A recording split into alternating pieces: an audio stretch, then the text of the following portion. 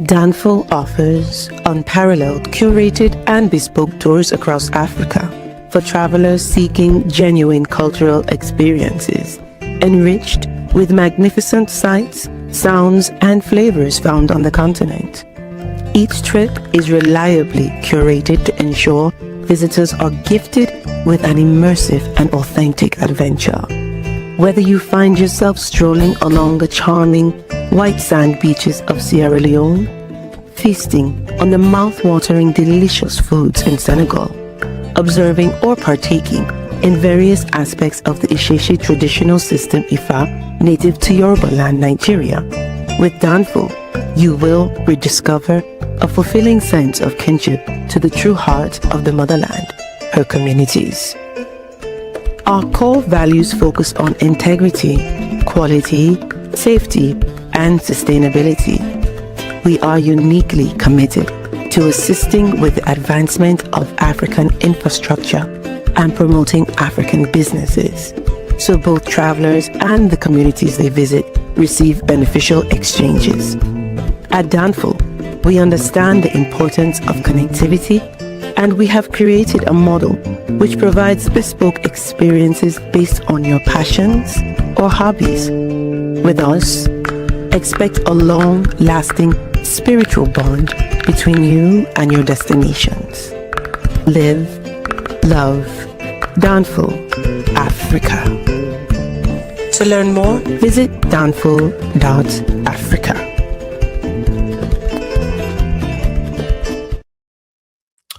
Peace, family. We are live again. Dynasty Mirror Search for Uhuru. Thank you all. Thank you so much for joining. Make sure you hit that like button again. Please hit that like button. Also, make sure you share and make sure you subscribe. I greatly appreciate it. Got a couple of announcements. Again, guys, shout out to Daniel Berry Sports Highlight 5851. We appreciate you, Daniel. You're always in the chat, and we appreciate you for supporting and being in the chat. And shout out to Ivy. Ivy, we're about to jump into it in a second. Let me just get through these announcements, and I'm going to bring on our special guest, Cal, and then we'll, have a conversation, open up the lines. And Ivy, if you want to, if you're still on with us, you are more than welcome to call in and add to the convo as well. But a couple of announcements. We are rolling to Nigeria August 2nd through the 11th. We're rolling to Nigeria. So if you're interested in joining us, please visit Danfo.Africa. Again, please visit Danfo.Africa. Also, we are going to Zanzibar in September. That's September 20th through the 29th. And September 30th to October 8th, we're going to Kenya. Then in November, we will be in Ghana and Ivory Coast. That's going to be November 8th to the 19th.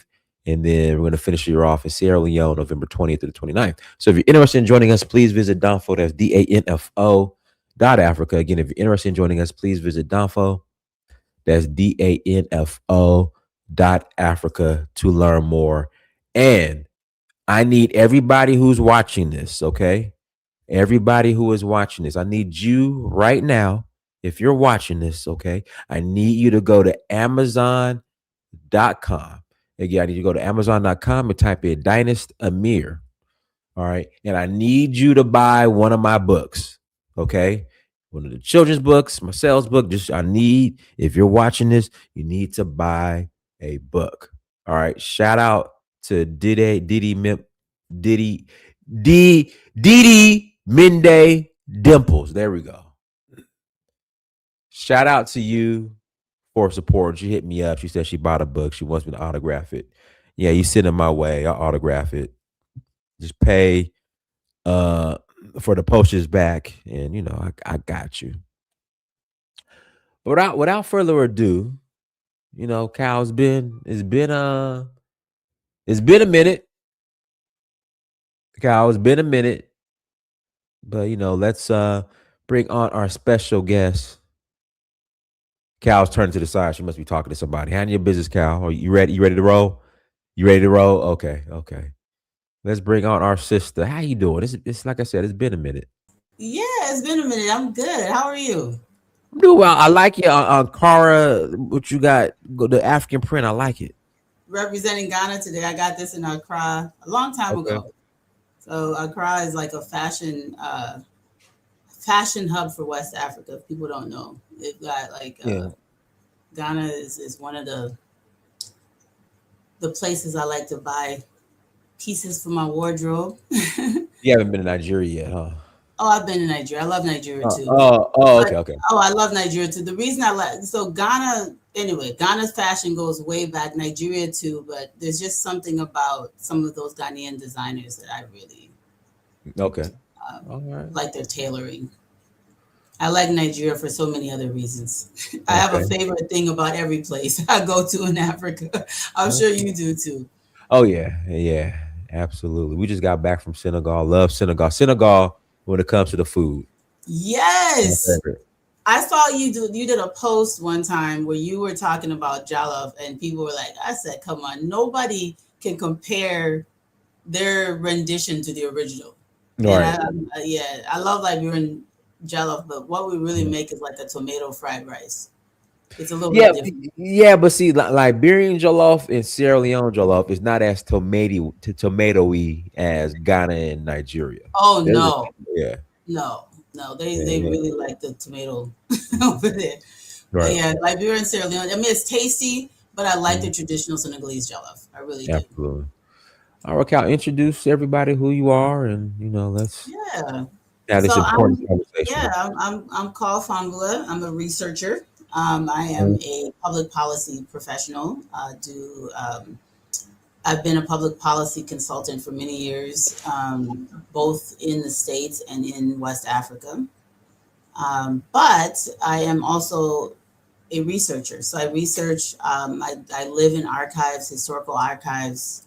I do a lot of research. And one of my favorite subjects is African world history. Mhm. So I study the African Atlantic world specifically, the transatlantic slave trade, the descendants of the slave trade. I focus on the accomplishments of the descendants of enslaved people Mhm. um, all over the Atlantic world.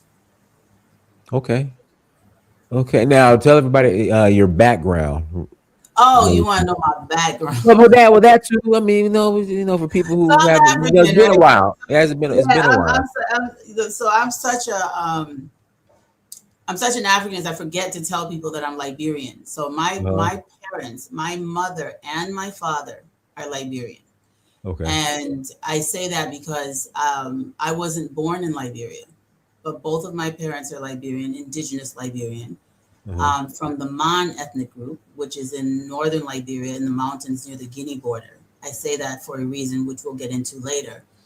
But so I have a very long standing traditional background in northern Liberia, Guinea region.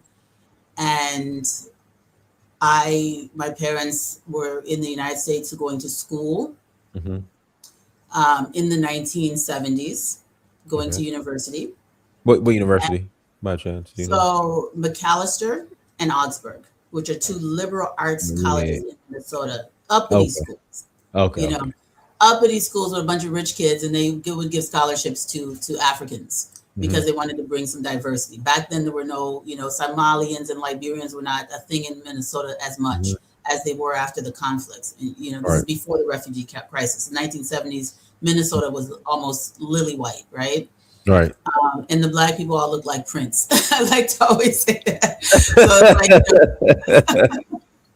it's so my parents stood out. I stood out growing up, but their intention wasn't to remain in the United States. My parents were Yeah. supposed, and a lot of people went to school and then went back to Liberia and helped to contribute their brain power to the country.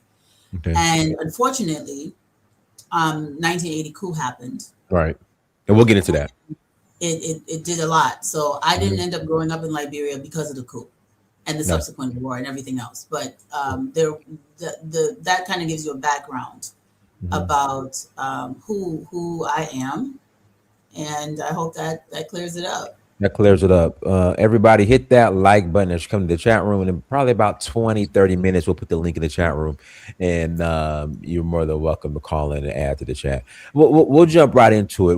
When it comes to the foundation, the founding of Liberia, why is it that the freed slaves who return, why are they always just demonized so much? Like, where does that come from? Like, that has to come from somewhere. It comes from the same place that the justification for the transatlantic slave trade came from. Okay, expand on that. So if you enslave people and you base it on their you have to dehumanize them first. Right. And so I'm not going to lecture you all on the obvious, right? So African people, Black people had to be dehumanized to justify their enslavement, meaning that they weren't capable of governing themselves. They weren't capable of living, a self-determinate life like the rest of humanity. Therefore, that justified treating them like chattel and not even treating, making them into chattel and stripping them of all human rights. And so when you have countries or people, individuals rise up and say, no, I am a man and I am a human being and I am going to determine my own destiny, that is an affront to the entire system that was structured based on our labor, not only our physical labor, but they enslaved us. They also enslaved our minds, right? So a lot of the advancements, technological advancements, came from enslaved people. They enslaved their own teachers. They enslaved farmers. They enslaved engineers. So to justify this, they had to take away their humanity. Now, what Liberia does, what Haiti does, what Nat Turner did, what any rebellion does, what any African person determining their own destiny does, is it shakes that, it rattles that narrative, and it shows, it sets an example to other people that liberty is possible. Right. That liberty is possible. So it makes you automatically, you're an affront to white supremacy. You're an affront to the status quo, the system that they're trying to put in place whenever you assert your self-determination. Liberia is the assertion of self-determination of the descendants of enslaved people. Right. They asserted their self-determination. And Dinas, that's very important, because what I hear a lot of people saying is that, a lot of well-meaning Black people. And Cal, I was going to get into that because I hear it more coming from Black people than white people. But go ahead. It comes from both. And what's happening, what you're seeing happening, Dinas, is that Black people are reading what narratives written by white people, and they're regurgitating them verbatim, without thought, without giving their own critical analysis, without thinking. Right. And that's not what scholars are supposed to do. You just read something, you're not putting yourself in the context of the time period when it was written, and asking yourself, what is the motive of the author? Black people have to be careful when we read stuff. Right. Somebody that hates you doesn't think you're a human being. You're reading what they're saying about your people, and you're just swallowing it like Coca-Cola. Right. Right? Like, oh yeah, this is what they said. This must be what it is. You gotta go deeper. Because our people wrote things down too. Right. We were not illiterate in the 19th century. In the 1800s, we wrote stuff down too. And so as African descendant people, as African people, what we should be doing is reading what our own people said and give that more weight and credibility than what their oppressor said. Is that not common sense? A lot of common sense. Okay. Because it's the world. Absolutely. So now, sorry, go ahead. No, go ahead. No, go ahead. I was going to say, and so what a lot of our sisters and brothers do is they read these narratives, or they go on YouTube and watch these white guys and like, oh, wow, that makes sense. Oh, the Black colonizers. See, I don't even think they're watching the white guy, because Cal, I've never seen anything, maybe once, that was actually presented by a white person that was, that had this narrative, the Americo-Liberian colonizer narrative. Is always coming from Black people. Yeah. Like I might have seen like maybe one piece, maybe Aren't we like one the segment. aren't we the torchbearers of the narrative of our oppressors? True. Aren't we though? We're Uh-huh. the torchbearers of the narratives of our oppressors, proud torchbearers. Hmm. But I just want to say, I'm saying that that's where it comes from because I do enough reading and research to know where that narrative comes from. It didn't come from us. So the repatriated people didn't write books or laws or rules segregating or oppressing indigenous people. It does not exist. Anyone who ever tells you that, challenge them to prove it, they will not be able to. But on the contrary, I can show you law upon law upon law.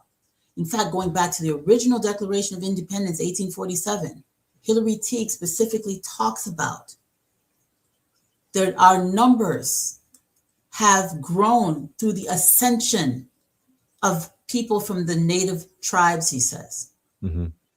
The Aboriginal people, ascension. What does that mean? Gradual integration. And why is it gradual? Because they only had a little slither of land on the coast. Right. And in order for people to believe that repatriated people came and just bullied their way and took over all that vast land, you would have to believe that the indigenous people were some butt naked booga boogas running around without agency. Right. And that is a stupid thing to believe. It's ahistorical. It's a lie. It makes no sense. Well, the argument is that go ahead. I'm sorry. No, go ahead. No, you go ahead, Dinus. I'll No. pause. So the argument is that the ACS armed them and that they were used as, these colonial tools to come in and colonize Liberia and to force the locals to sign these bad, land deals. And that's the argument. And so it's ahistorical. Mm-hmm. That's the first thing. When I talk about history, history is documented. History is not what you pull out of your imagination. It's what you can prove. It's what is written. It's what the evidence points towards. So as a researcher, I look for documents. I look for evidence. Why Cape Mesurado? Mm-hmm. Why Cape Mesurado? They didn't originally go there. The original place they settled was what is now in Sierra Leone, was near Sherbro Island, right? Right. And why did they go there? Because before ACS, the Back to Africa movement was African people. That's Paul Coffey, right? Mm-hmm. That's these guys who went to the United States and had ships. These were descendants of enslaved people. Paul Coffey was half African, half indigenous American. He had a ship. He was the precursor. Before the ACS, you also had the Africans in America that fought the Revolutionary War on the side of the British. Thomas Peters was one of them. Yeah, and they were repatriated to Nova Scotia. The Black Loyalists. And then they stayed in Nova Scotia. It was too cold. I mean, I'm simplifying the story. No, but they wanted to go to Africa. So the British Freetown. found a little place they founded Freetown. Freetown wasn't founded by it was founded by African people, descendants of enslaved people. Right. But when you follow the European narrative, they'll say the British did this, the British did that, ACS did this, ACS did that. ACS was trying to set people out west. They were not trying to send people back to Africa. It was the Africans that wanted to go back to Africa because they knew they were African. Mm. And that is what they documented. So when you don't read for yourself, when you don't go back and look at the original narratives, you don't understand. So there's two things I want to say. Go ahead. The US government had an agency for what they called recaptured Africans. In 1819, they passed a law to repatriate people who were illegally brought across the Atlantic Ocean so that they could repatriate them and copy what the British were doing in Regentstown, Freetown, and these different places. Okay. So the original purpose of the Back to Africa movement for the United States government was to return Africans who had been illegally sold across the Atlantic back to somewhere in West Africa where they wouldn't be re-enslaved.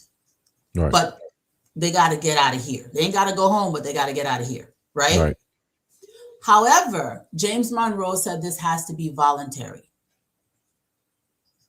So the ship Elizabeth originally was chartered for recaptured Africans and African American missionaries and teachers that were supposed to go to help resettle these people on the coast near Freetown. Right. The whole purpose of this was to not be under the British necessarily, but to have something near Freetown so the British patrols could protect it from slave traders. Right. Because slavery was, the transatlantic slave trade was illegal, but slavery still existed in the Americas. Correct. Especially in the United States, Brazil, all these places, right? Mm-hmm. So there was still a demand. So even though it was now illegal to take new Africans from West Coast of Africa, it was still happening. But around Freetown, the British had protected that area. Right. Not at Cape Mesurado, where the slave trade was still happening at Cape Mount, Cape Mesurado, Cape Palmas, all these places still had slave barracoons in 1819, 1820, 1821, 1822. That's very important because I hear people say, oh, the natives didn't want them there. There was conflict. What you saw happening in Liberia was a conflict between abolitionists and slave traders, not between indigenous and settlers. It was slave traders that did not want another Freetown at Cape Mesurado. This is documented. If you read Ashman's journal, if you read Locke Carey's journal, if you read the words of Hilary Teague, our people also wrote things down. They were not illiterate. Hilary Teague was a minister. Locke Carey was a Baptist minister. They were going to go share the word of God, spread Christianity, and help the recaptured Africans settle back into Africa under a Christian system. That was their goal. Right. These guys were Christian abolitionists. So the original goal was to help set up a place for these Africans and also to end the slave trade at its source.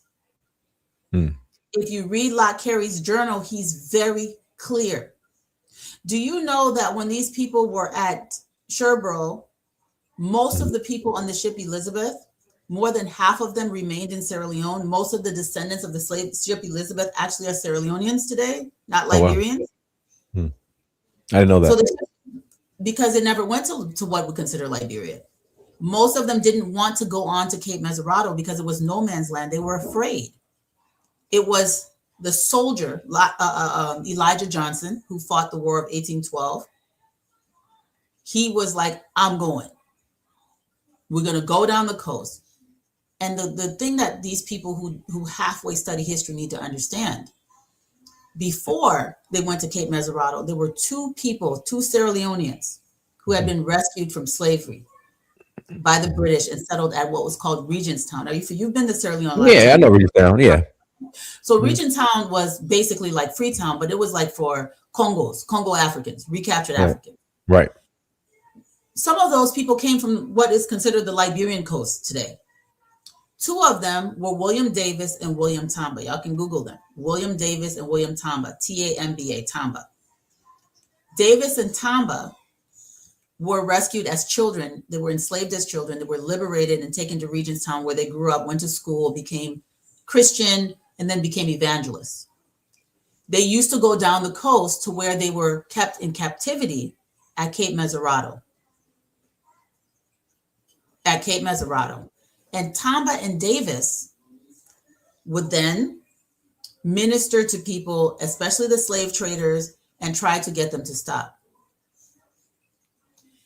There's a book called Freedom in Black and White, written by an Australian PhD author that talks about William Davis and William Tamba, who helped testify against British slave traders that were at Cape Mesurado on the Mesurado in the St. Paul River, and got them convicted for illegally selling slaves in the year 1813. So this had been going on. And so the idea that these people, first of all, the people at Cape Mesurado were armed to the teeth because they were slave traders. Slave traders were not running around with spears. Right. They had guns and cannons.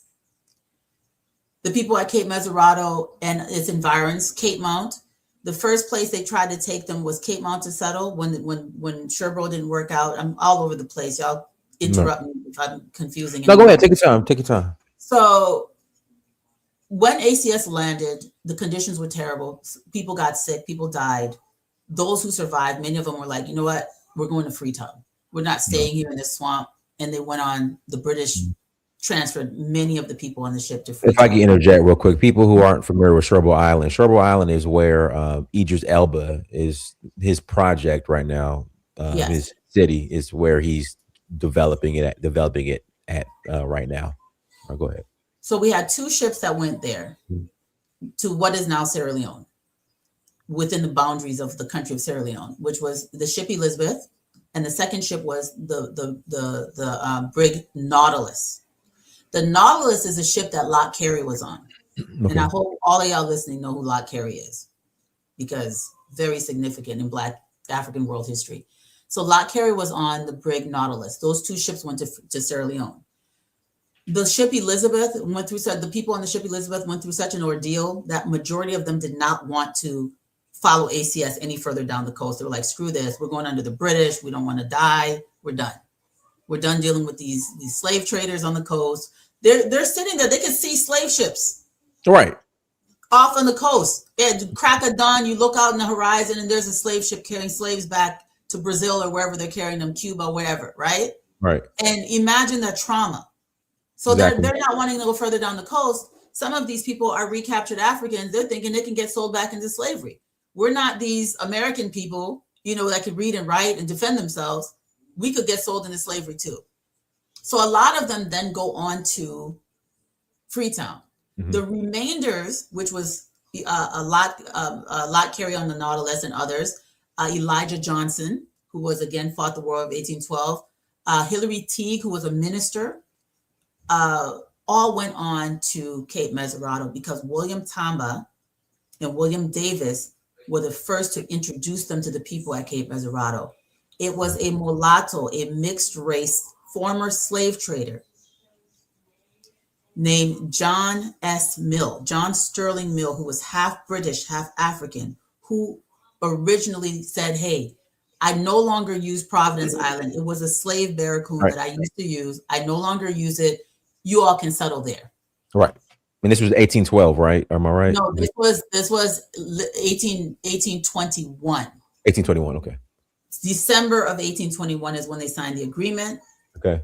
ACS then arranges for the Alligator, which is the name of a American military vessel, to then transport the people from Sherbrooke, the remnants of those on the ship Elizabeth, who decided to go on with ACS and the U.S. government, and the remnants of the people on the brig Nautilus. The casualties and the deserters were about 70% on those first two ships. Right. So they either died or said, we don't want to try to ACS. Right. We want to Freetown. And even some people even went back to the States. We won't talk about that either. It was horrible for them. So you have some people who it was very few. I think about 5 people on the ship Elizabeth were like, you know what, I want to go back. Mm-hmm. Whatever, I'll deal with the hell I'm used to. I don't want to die here in the jungle, right? Right. And then the majority were like, no, we don't want to go back there, but we'll go to Freetown. People look like they're doing pretty well over there, right? Mm-hmm. Some of them said, we don't want to be under the British. Yeyja Johnson hated the British because he fought the War of 1812. And he's like, these guys are scoundrels. I don't want to be anywhere near them. Let's go further down. I'll take my chances with these African slave traders. And so John Sterling Mill, when they finally negotiate in December 1822, is when the Alligator brings the people from Sherbrooke to Providence Island. It was never the ship Elizabeth that went to Providence Island. It was the Alligator. And they were kept on that little estuary. It was basically a sand dune in the middle of the Mesurado River, no fresh drinking water. They were also there, and it was terrible conditions. Somebody had said in the comments earlier that we bought that land. I want you to understand something. In the people who went to negotiate with the sovereign Africans on the coast for land were not Black. It was Ashman, it was ACS, and the U.S. government representative who went to go negotiate for the land, not any of the Black repatriates, not a genius like Hillary Teague, not a strong military man like Elijah Johnson. It was Ashman and Perry that went down the coast to negotiate with their guides, William Tamba and William Davis, who were indigenous to that place. Mm-hmm. They negotiated for the land. It was not strange for our indigenous people to give people a place to squat or stay or use for their business or their settlement, because as I previously stated, there were other white people living there. There were mulatto people living there. You had Boswick and McQuinn living on the St. Paul River, where Hotel Africa is today. You had people living there. There was a woman. Former Hotel Africa it's a mess now. Yeah. Yeah, Go the ahead. former Hotel Africa location, the slave barracoon, and also the residence of British people. You had Philippa Hayes. I always mess her name up. Philippa Hayes, who was a mulatto, daughter of a British man named Philip and an indigenous person, and she was married to a white American slave trader. This is a mixed race woman. They were also slave traders on Bushrod Island. You had King Peter Brumley, who had been to school in Liverpool, living on Bushrod Island, conducting his trade. So this idea that they were going into virgin territory where these Africans had no idea about the West is a lie. And it's not supported by the historic record is there. The complete opposite is true. So these people that propagate this story of a handful of repatriated people coming and enslaving indigenous people, it's a stupid narrative. Even if you read Ashman's account of the battle, the casualties of African Americans, how did they die? They were shot. Mm-hmm. Stephen Allen Benson was 6 years old when his brother, who was 12, was shot and killed. How do you shoot and kill somebody if you're just a booga running around in the jungle with spears? Right. All of this is documented. So my issue with these people, Dinas, is that they don't actually read. They don't even scratch the surface. Right. Their opinions are not their own because they haven't studied enough to form one. They're literally just regurgitating nonsense with confidence. Mm-hmm. But the original question was why? Why? And I think it's because Liberia represents a triumphant story of the descendants of enslaved people from the United States doing a profound thing, sowing a seed of freedom in Africa. They sowed a seed of freedom in Africa that survived colonialism. Do you know what that means? That didn't happen in Sierra Leone. The people on the ship Elizabeth who went to Sierra Leone, their descendants got colonized. Right. They made the wrong choice as far as I'm concerned. The ones who went to Liberia, the struggle to keep that light shining in that place as a beacon of hope, as what Sekou Touré said in his speech, in his inaugural speech. Liberia was a beacon of hope for them in Guinea, that one day they too would be self-determinate human beings. So that Lone Star remained when, from 1847, when chattel slavery was still legal in the United States, survived that, survived the Berlin Conference, survived colonialism, and still survives today. With all the hell Liberia has been through, it's still there. And that's something for African Americans to celebrate. It's something for the entire Black world to celebrate. It's not something to be ashamed of. It's something to be proud of. As an Indigenous woman, I'm extremely proud that my ancestors chose to wave the Liberian flag over our heads and not the French flag. That they had the presence of mind enough to recognize that to join with the Black abolitionists on the coast and help them fortify that land sovereignty was a greater accomplishment than being colonized by the French. And they fought for that. My immediate ancestors fought with the Liberian flag leading their way and put that flag down and told the French, you will not cross this river. Mm-hmm. This is Liberia. So when people say that African Americans came and they did this, that's not true. Because if my ancestors didn't fight and put that Liberian flag in the ground in northern Liberia, in the iron and gold rich North Liberia, and say the French shall not pass, Liberia wouldn't even exist at all. Mm. So we bought into their vision, though it was a gradual process because they came to the territory and met sovereign human beings. We were not stateless. So people say, oh, they denied the people citizenship. That's stupid.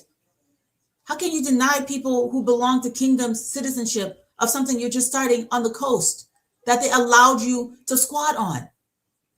All right. It makes no sense. And to this day, Dynast, to this very day, as I speak to you, 70% of the land in Liberia is in the hands of indigenous Liberians. Mm. The land that my great-great-grandfather, Buandolo, controlled as a king, as a sovereign leader, is Right. still in the hands of his descendants. I still belong to that land. Nobody took it from us. Mm. Colonialism took land from people. That's not what the African Americans did. Two things. The last thing I'll say, and I'll get off of my soapbox. Yeah. Take your time. Take your time, guys. Hit that like button. Please hit the like button. Go ahead. Take your time. So the last two things I'll say in defense of Liberia. Read for yourself the Declaration of Independence, Hilary Teague, brilliant mind, and the 1847 Constitution. Two things the 1847 Constitution did. It said there would be no slavery in the territory. Why? Because they had been fighting slave traders. And also they're descendants of enslaved people. And it was a vile thing. And they were abolitionists.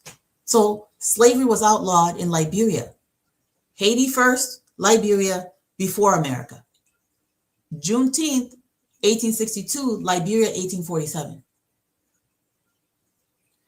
The second thing that they did was they protected the land rights of indigenous people. Because they saw, even before colonialism, the British were running around signing treaties and taking land all over the place. The French were doing the same all around them. And so they passed a law that said, you can't buy, nobody can buy land from indigenous people, not even us. So even in the territory that they had never seen, never been to, never controlled, they banned any type of treaty to take land from people because they knew that there was a land grab. That's what protected my inheritance. That's why I have my ancestral land. We never had to fight for it. We only fought to defend it. We didn't have to fight to take it from anybody. We fought to defend it, not from the Liberians, but from the French. The second thing is, all of this was happening at a time when there was still chattel slavery, when there was this bogus, scientific racism going on, and Black people, I don't have this, and, all that kind of stuff was going on. You had the McGill brothers from Baltimore, Maryland, shipping tycoons. So many triumphant stories in that little republic. Edward James Roy. You had all of these people doing extraordinary things. It was an affront to white supremacy. It was an affront to colonialism. Because other Africans were saying, but wait a minute. What about Liberia? What about Ethiopia? They said, well, the Ethiopians aren't Black, they're Amharic. No. They're not Black. That's what they were telling them back then, right? They said, but the Liberians are Black like us. Oh no, they're mulattoes. The hell we were, not all of us, right? So it was to show the world what a lie white supremacy was. And people didn't like it. They had trade embargoes against Liberia, refused to come and take goods from Liberia. The ships wouldn't come to our harbors. So Daniel Warner built his own ship. The McGill brothers purchased their own ship. Edward James Roy purchased his own ship. Took the first Liberian flag, plugged it in that ship, went to Liverpool with their goods, went to New York Harbor with their goods. In 1857, when chattel slavery was still legal in America. And whose goods were they taking? Goods that the indigenous people used to trade with slave traders and other horrible people, now Black naval captains could carry these goods across the Atlantic for the indigenous people. Mm-hmm. So the rice, the ivory, the gold that we used to, now we're getting it at a decent price. Whereas before it was being exploited. They were building wealth in the hinterland. King Momoru-san was one of the kings in Boperu. He sent his children to school in Monrovia and spoke of the prosperity that the Liberians had brought to his kingdom through trade. Benjamin Joseph Knight Anderson went into the interior. The last thing I'll say, and I'll pause, I know I'm rambling, but I so love the story of Liberia. I so love the triumphant story. You know, people running around here, oh, you know, Pan-Africanism. That is what that was. Right. Pan-Africanism was invented by these, what y'all will call these young kids now call FBA, whatever y'all coming up with, right? Y'all calling them FBA. Yeah, the people who established Liberia were FBA. That if you want to use today's, you know, internet terms, whatever, I don't even know what that means. They were definitely foundational Black Americans for the most part. You can't take that away from Elijah Johnson and Hillary Teague and these guys. Well, Cal, if I can interject now, some FBA are saying they're not FBA because they fled. Because they did what? Because they left? Yeah. Well, they left after they built that stuff. You could leave. The foundational Black Americans doesn't mean you're stuck. Yeah. We had one on the other day, and they said they're not real FBA because they That's fled. dumb. And they didn't fight. They didn't fight the white man here in America. 1619, they brought the first Black people over there. From 1619, these brothers got fed up. Was like, we're gonna go and put a stop to this stuff. We're going to Africa and we're gonna connect with our people. They had already, the foundation was already laid. So you might want to change the terminology, because the foundation was already laid by the time America got its independence. So you talking about 1819, 1820, 1821, 1822, you can't take that from them. Foundational doesn't mean I was stuck. It means I founded the place. I was there. We built the place. That's what that means. Right. And so if some of their descendants, if your cousin said, if let's say it's two brothers, for example, that happened a lot. One brother would stay in Baltimore. The other one's like, I'm out of here, man. I'm done with these fools. Right. And you have direct relatives. You saying the one that went to Liberia isn't FBA? That's dumb. That doesn't even make any sense. How?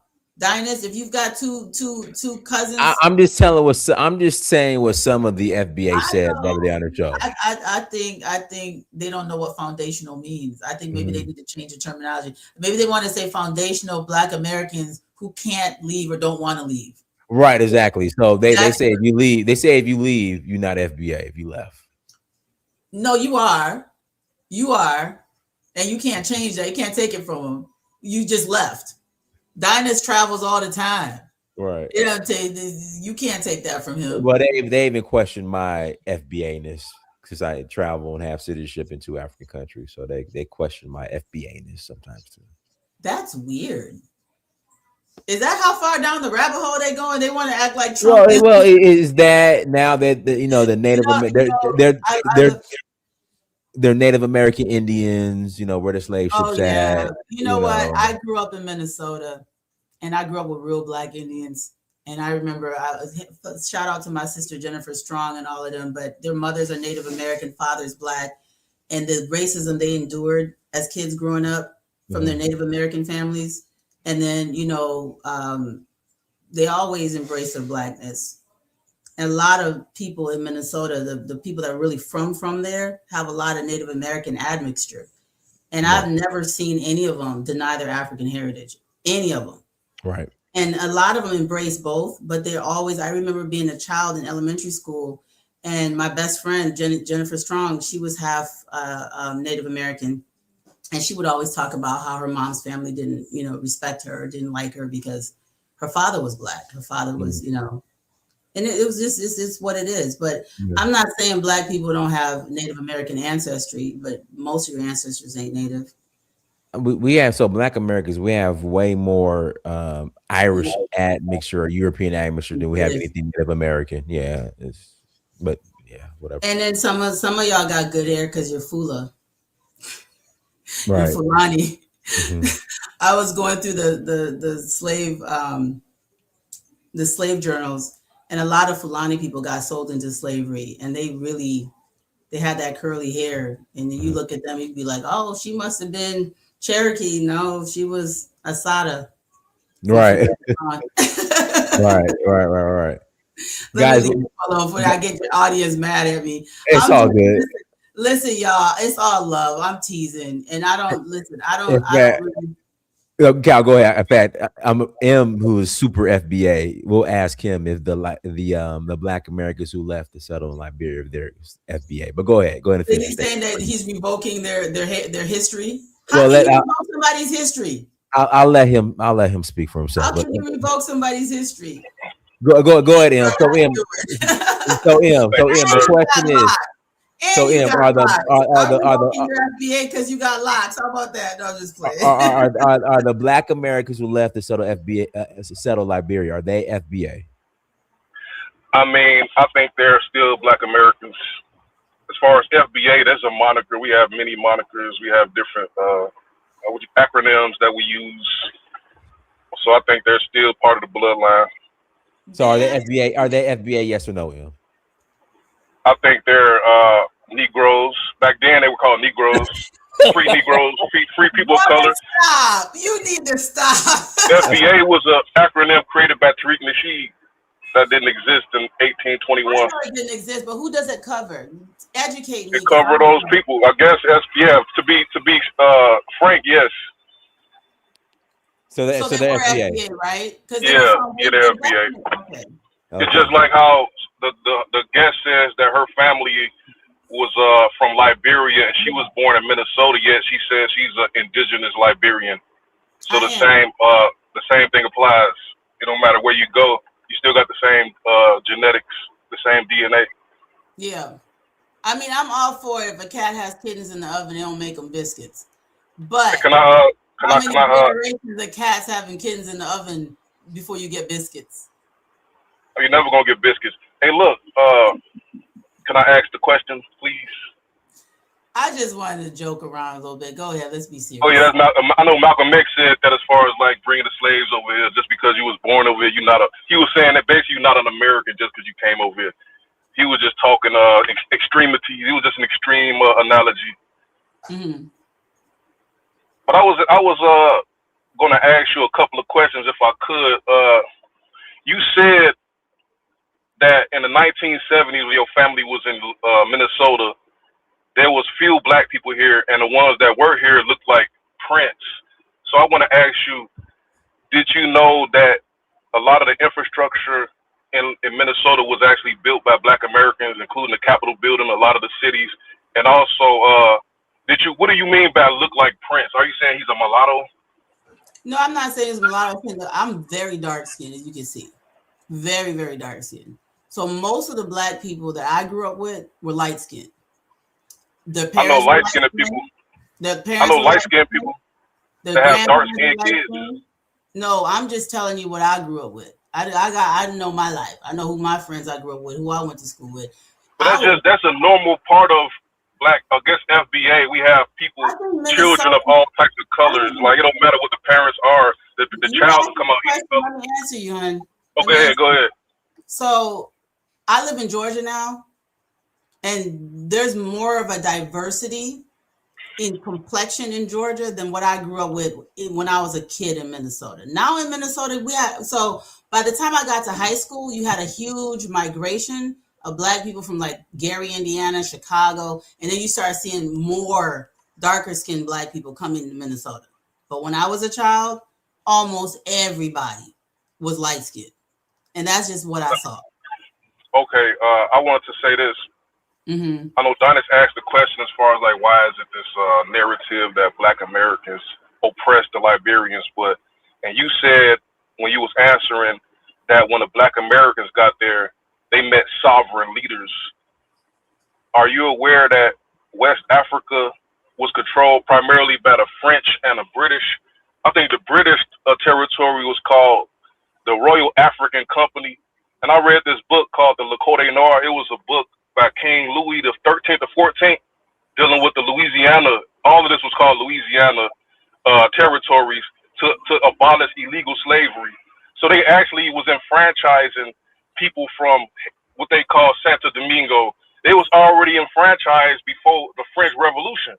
So people never mention the French Revolution that led to Napoleon rising up to become an emperor, but they never really overthrew King Louis. But those territories you say was sovereign, in this book, the Le Corday Nord, they call Senegal the Senegal Company. So what sovereign nation did the Liberians meet when they got there? So, what was the name of this nation? Yeah, that's a very good a common confusion, right? So you have people who had never ventured past the coast of many of these places. The Senegal Company was basically a trading company. They did not own the entire of Senegal. They had a fort on the coast, right? But inland, most of them had not even had the authority to venture into. So having a trading company where you're trading with sovereign Africans, trading goods, trading goods and services with sovereign people. They'll trade slaves. Yes, of course. And I've discussed that, right? And also legitimate trade, not just the horrors of the human trade. You also had legitimate trade. All of that doesn't take away from the fact that there was sovereignty. People had them, and they recognized their sovereignty. Let me give you an example. When they ended the slave trade at Cape Mesurado, the British were only able to arrest and prosecute their subjects. So Gomez and the mulatto I told you about, John Sterling Mill, even though his father was British, John Sterling Mill, because he was born in Africa, was not considered a British subject. So he couldn't be arrested with Bostwick and McQuinn, though they were his partners in the slave trade. So that particular mulatto gets away because he's considered sovereign. He's not a subject of. What was the name of his country? The name of John S. Mill's country. So we the had country that the Liberians met before Liberia was established. What was the name of the country? There were three of them. There was the Koya Kingdom was still existing. There was the Poro Federation, or what the historians call the Kingdom Kondo Confederation, which was a confederation of many different ethnic groups. That was the largest kingdom in the region that is now Liberia. Probably more than 60% of Liberians were part of Kondo Confederation. And the seat of Kondo was in a place called Bopolo, which is where Edward Wilmot Blyden went and did all of his studies and found all the manuscripts, the ancient manuscripts and everything. But in Liberia, the Kondo Confederation was the seat of power. And then you had the Vey Kingdom, which was west, and Koya, which was part of Sierra Leone, which the British thoroughly destroyed later. Does that? Dinah, yeah, Dinah, I got two more things I want to say. I'm going to get up out of here, right? So you said Liberia survived the Berlin Conference. Yes. Liberia was excluded from that. And the one more thing I want to say. It was. I want to get answers from. This is a guy that comes on this show. His name is Elvis. He always brags about the Civil War in the 1980s when I guess Samuel Doe eradicated the Black American leadership. He brags. What is your opinion? Yeah. What is he brags about it? Cal. Recently, he said that's like he's proud of that happening. No, he didn't. I swear to God. He's come on and said he's proud that he's come on and said he's proud. I'm dead serious. In defense of Morris, he's gotten better checking his own elders that say ignorant things towards Black American Liberians. In his defense, but he's definitely Kofi. Let him finish it. I gotta pass it to Ivy, but he's definitely he's been on here several times saying he's thankful and proud that they got rid of the American Liberians. I'm dead serious. So let me ask you. Go ahead. Okay, thank you, sir. Thank you for letting me finish. I was gonna ask you, do you think we Black Americans should get reparations from Liberia because of that? Because of get reparations from your own country? I mean, from Liberia. Should Liberia pay the Americans that were stripped of power and murdered and robbed of their resources? Should they be paid reparations? I think the benefactors of slavery need to pay reparations. Not slavery. I'm talking about what happened, what the Liberian natives did to the American Liberians, the atrocity. Oh, you're saying after the coup? Yeah, the atrocity that y'all committed against the American Liberians. Should they be paid reparations? First of all, you need to understand the history. The people who were killed on those poles were not all repatriated people. Liberians were not segregated, contrary to what people believe. Most of those people were products of both indigenous and repatriated marriages. Right. Their wives were indigenous. Talbert's wife was Vi from the same ethnic group as my husband. Right? So the narrative is already weird. So when we talk about these things, it's almost like we're not even talking about the actual facts of what happened. And the vice president was of indigenous background, but he was stayed 100% indigenous, not of background. He was indigenous. President Talbert's brother, half brother, mother was a Pella woman. He was half Pella, right? It's not as simple as it seems. There was only 2 people on that pole that didn't have indigenous blood. So the narrative, the simplicity of it, and thinking that all these brothers came in 1822 and never married indigenous people, it's a lie. Elijah Johnson's children were with a Gola woman. Because his wife died, he married a Gola woman, had his children with a Gola woman. So this is, do people deserve reparations for atrocities? Yes, they do. The trauma that was inflicted upon the country was state-sponsored. And it wasn't only inflicted against descendants of repatriated people. My people specifically suffered tremendously also under this junta government that had taken over. They killed innocent people. They killed the educated class. It's really what happened is they killed the educated class in the society. That's who they were targeting.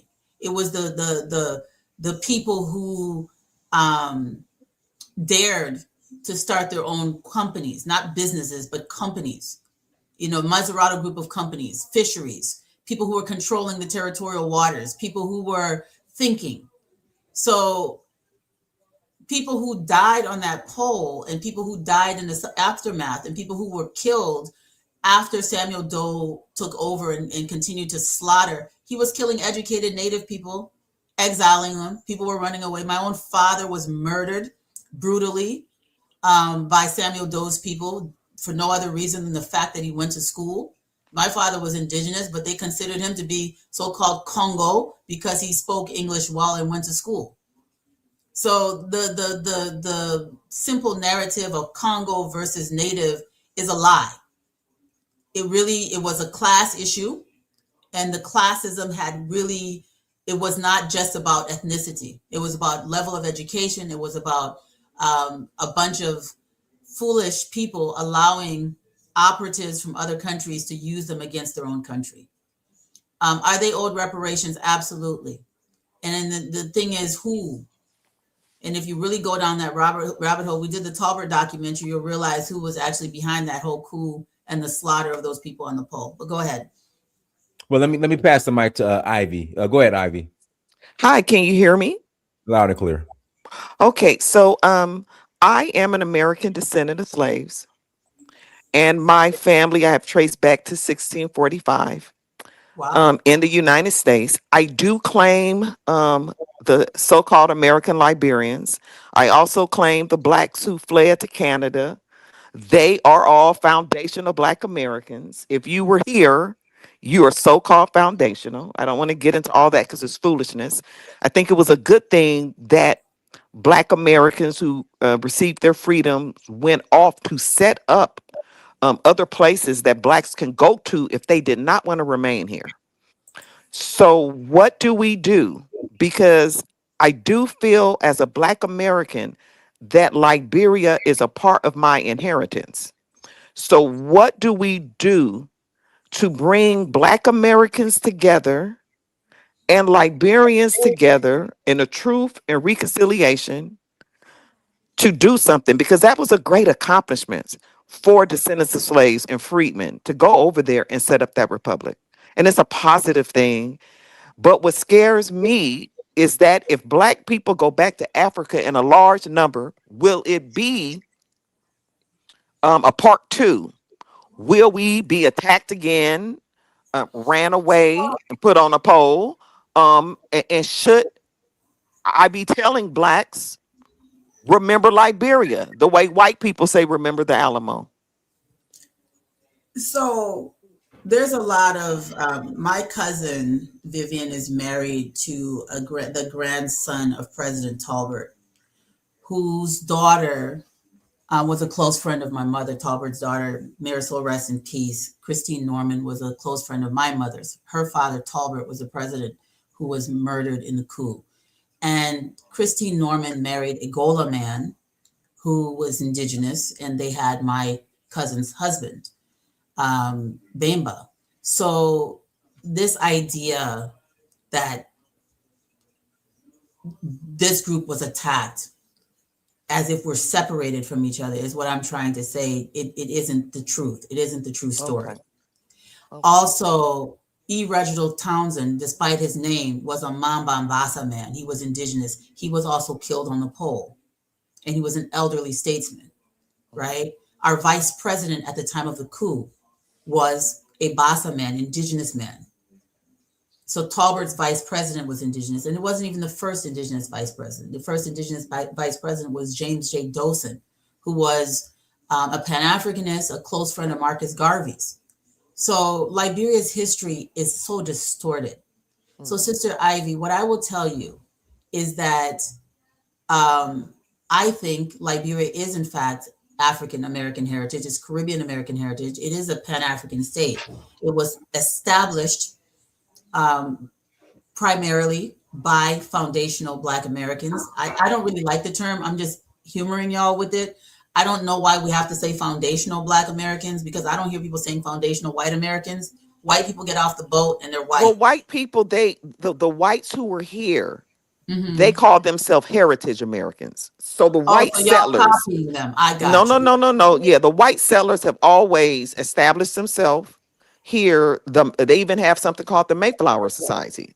So the whites who came here and established this place have always staked their claim. And I think that blacks have a right to stake their claim, because this country, like so many others, you cannot have the Americas without the transatlantic slave trade. Of course not. Okay, so You it was wouldn't have American country slaves at all. who built the Americas, period. And I do feel a kinship with descendants of slaves, because I am a descendant of people who were in chattel slavery, and I know that I have African ancestry. I'm not one of these silly blacks who feel that they have no African ancestry. And most of my family members look like Prince, ma'am, and we've always said that we are African. Right. Okay. The same thing I was saying. The light-skinned Black people I grew up with love their African heritage. It's always darker skinned Black Americans who claim they're Native Americans, and they are the darkest of the dark, and they claim that they're Native.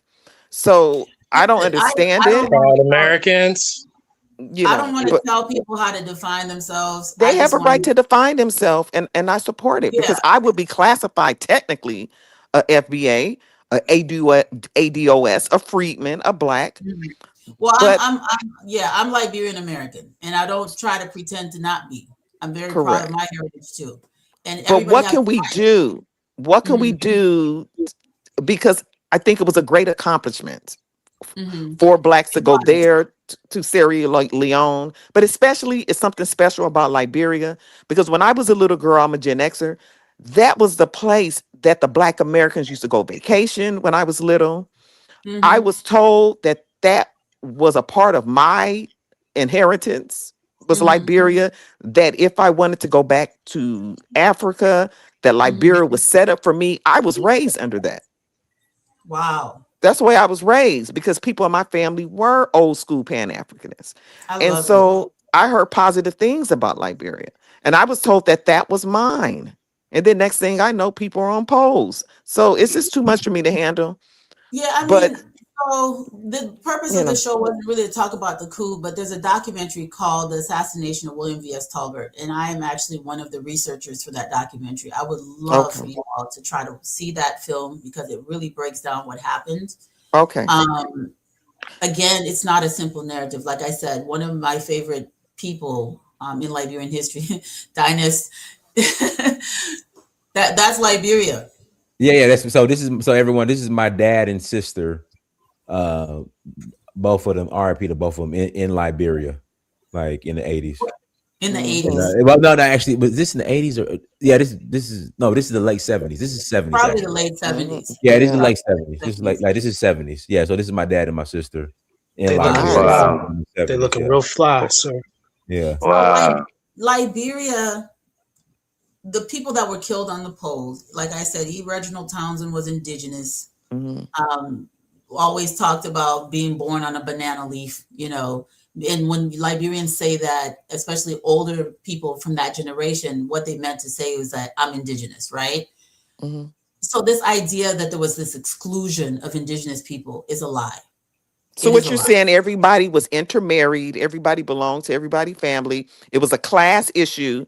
I personally believe that they did not want a successful Black republic, and I feel that it was machinations by European governments to destroy Liberia. That's my take on it.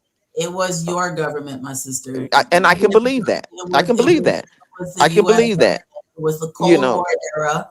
Tolbert was a brilliant, his brother who was AB was a genius, AB Tolbert. These men were absolutely ahead of their time in their thinking, and they were trying to create a climate of economic sovereignty for Africans. Yes. Because after these African countries became politically sovereign or independent, right? After they broke away from colonialism, Tolbert's mantra was now beyond political sovereignty. We need economic self-determination. Yes. And I've seen the documentaries from the 70s. Liberia was beautiful. And it was booming. And that's what I'm saying. My family, that's what I'm saying. I'm saying we were not, my grandfather owned a massive coffee plantation. We were not landless. This lie about us being oppressed. Whoever is saying that, like I always ask myself, who are these people that are talking about, they were being oppressed? It's COINTELPRO. They're doing the same things they did in the 60s. You telling me that Elvis Morris came on this platform and applauded the murder of men like Reginald Townsend? Yes, he's a CIA operative. We have to give context. We have to give context, though. He sounds like a CIA operative. What context? That's what he sounds like. Because you have people trolling, and he gets angry sometimes, like any other human. He sounds like a CIA operative. Okay, trolling in what context, Kofi? When it comes to that, people are trolling and pushing this narrative that Africans enslaved FBAs, and that it was all the indigenous people's fault. But I had to be a bigger person too, and sometimes I have to play both sides. I have to play the side of the indigenous, and I have to play the side of the American repack. Don't play both sides. Play the truth. Why are you playing both sides? I know. But the thing is, but you understand that when you playing both sides of them. But you understand that blacks were enslaved, right? Play the truth. Like, there's no reason to play both sides. Like, I don't play both sides. Can I ask you, since you're a scholar, were black people enslaved, and did some of our own African ancestors participate in selling their own people? I would like to answer that by telling you the story of Futa Jalon and the Poro Confederation. So I talked to you, the brother, I forgot his name. He asked me, what country or what or kingdom was Before you begin, is the Poro Federation a secret society today? I think Poro, the Poro Society has emerged as one, but it was a federation at one time in history. Gotcha. That's the precursor. So it was a kingdom with its own political structure and all of the, they controlled gold trade and many other things. Military, it was massive, and it coexisted for a long time with Liberia. it controlled majority of what is now the Liberian hinterland. And even up until the Berlin Conference, when they no longer had sovereignty as an option under their own, so they chose the Liberian flag. Now, some parts of the Poro Federation fall into Guinea and Sierra Leone. That's a different conversation for a different day. But I want to tell you the story of the Futa Jalan wars. So the Maninka, before Samori Touré rose in the 1880s, around the Berlin Conference time, the Maninka were also part of Poro, some of them, the southern Maninka people. And many of these people were being sold into slavery by the Fulanis of Futa Jalan in northern Guinea. They were avid slave traders. They were working with the Europeans, the French specifically, and it was horrible. For almost 80 years, the Fulani had exploited Poro people and sold them into slavery. The Poro Federation then retaliates. They conquer Futa Jalan, and they sell everybody, including the kings, the royalty, the priests. They sell everybody that they grab. And if there's, I forgot his name. What's the guy's name, Dynas? The Fula guy that was sold into slavery that they had to free and send back to Liberia. Let me look him up really quick. I forgot his name. He got sold into America. He was. I thought he went to Morocco. Yeah, no, something Diallo. He was sold into slavery by Poro people because his people had been selling them into slavery. So I always tell African Americans that, and Caribbean people, that there's chaos in the transatlantic slave trade, retaliation, rebellion even. And so if you've been a victim of slavery, what you do, if you gather the strength, you then retaliate and you sell your enemies. So African Americans are both the descendants of victims and perpetrators. We all are. It's not like it was a one-time event. Like somebody just got up and was like, let's go sell some slaves. We're talking about 300 years of wars that were instigated, perpetrated, revenge, and all kinds of stuff. And it's still, I see somebody in the comments saying the same dumb stuff we're doing today. If you look around you, this tribal thing we like to do, well, I'm this, I'm going to hold on to this. This is me and my people over here, and you and your people over there, and I'm going to back my people. That's exactly what led to, that's exactly how slavery happened. Everybody trying to pull this tribal stuff, right? But the continent is still tribal. So are you. Do you mind if I ask how I'm a this? full-blood Guys, American. let's do this. Let me do this so I keep the order. Ivy, I'm gonna pass the mic to Kofi now, and then it's after Thank you. All right, you're welcome. Go ahead, Kofi. Peace, Dr. Professor Carr, Have a PhD. historian, the greatest story never told. I'm a student of your work, avid follower, and it changed my life, and it gives me the courage to step into Africa and live there and do what my ancestors did 200 years ago. There's a lot of nuances in it, and I was the type of person to take Liberian history and throw it in people's faces and say, look, we ruled y'all. But that's the wrong way to go about it, because just like a person born on the African continent could say, look, that's why we enslaved you. Ironically, we've been on both ends, just as you explained. And also, we keep on saying indigenous versus the settlers. Aren't we all indigenous to the African continent? These are the things that will No. debunk the lies. And another thing too, there were also what was happening to us in the Americas. I think that was happening on the African continent, right? There was chattel slavery on the African continent. There were forced grapes. There were people having children of mixed race children, and then those people also never left the African continent. They stayed there.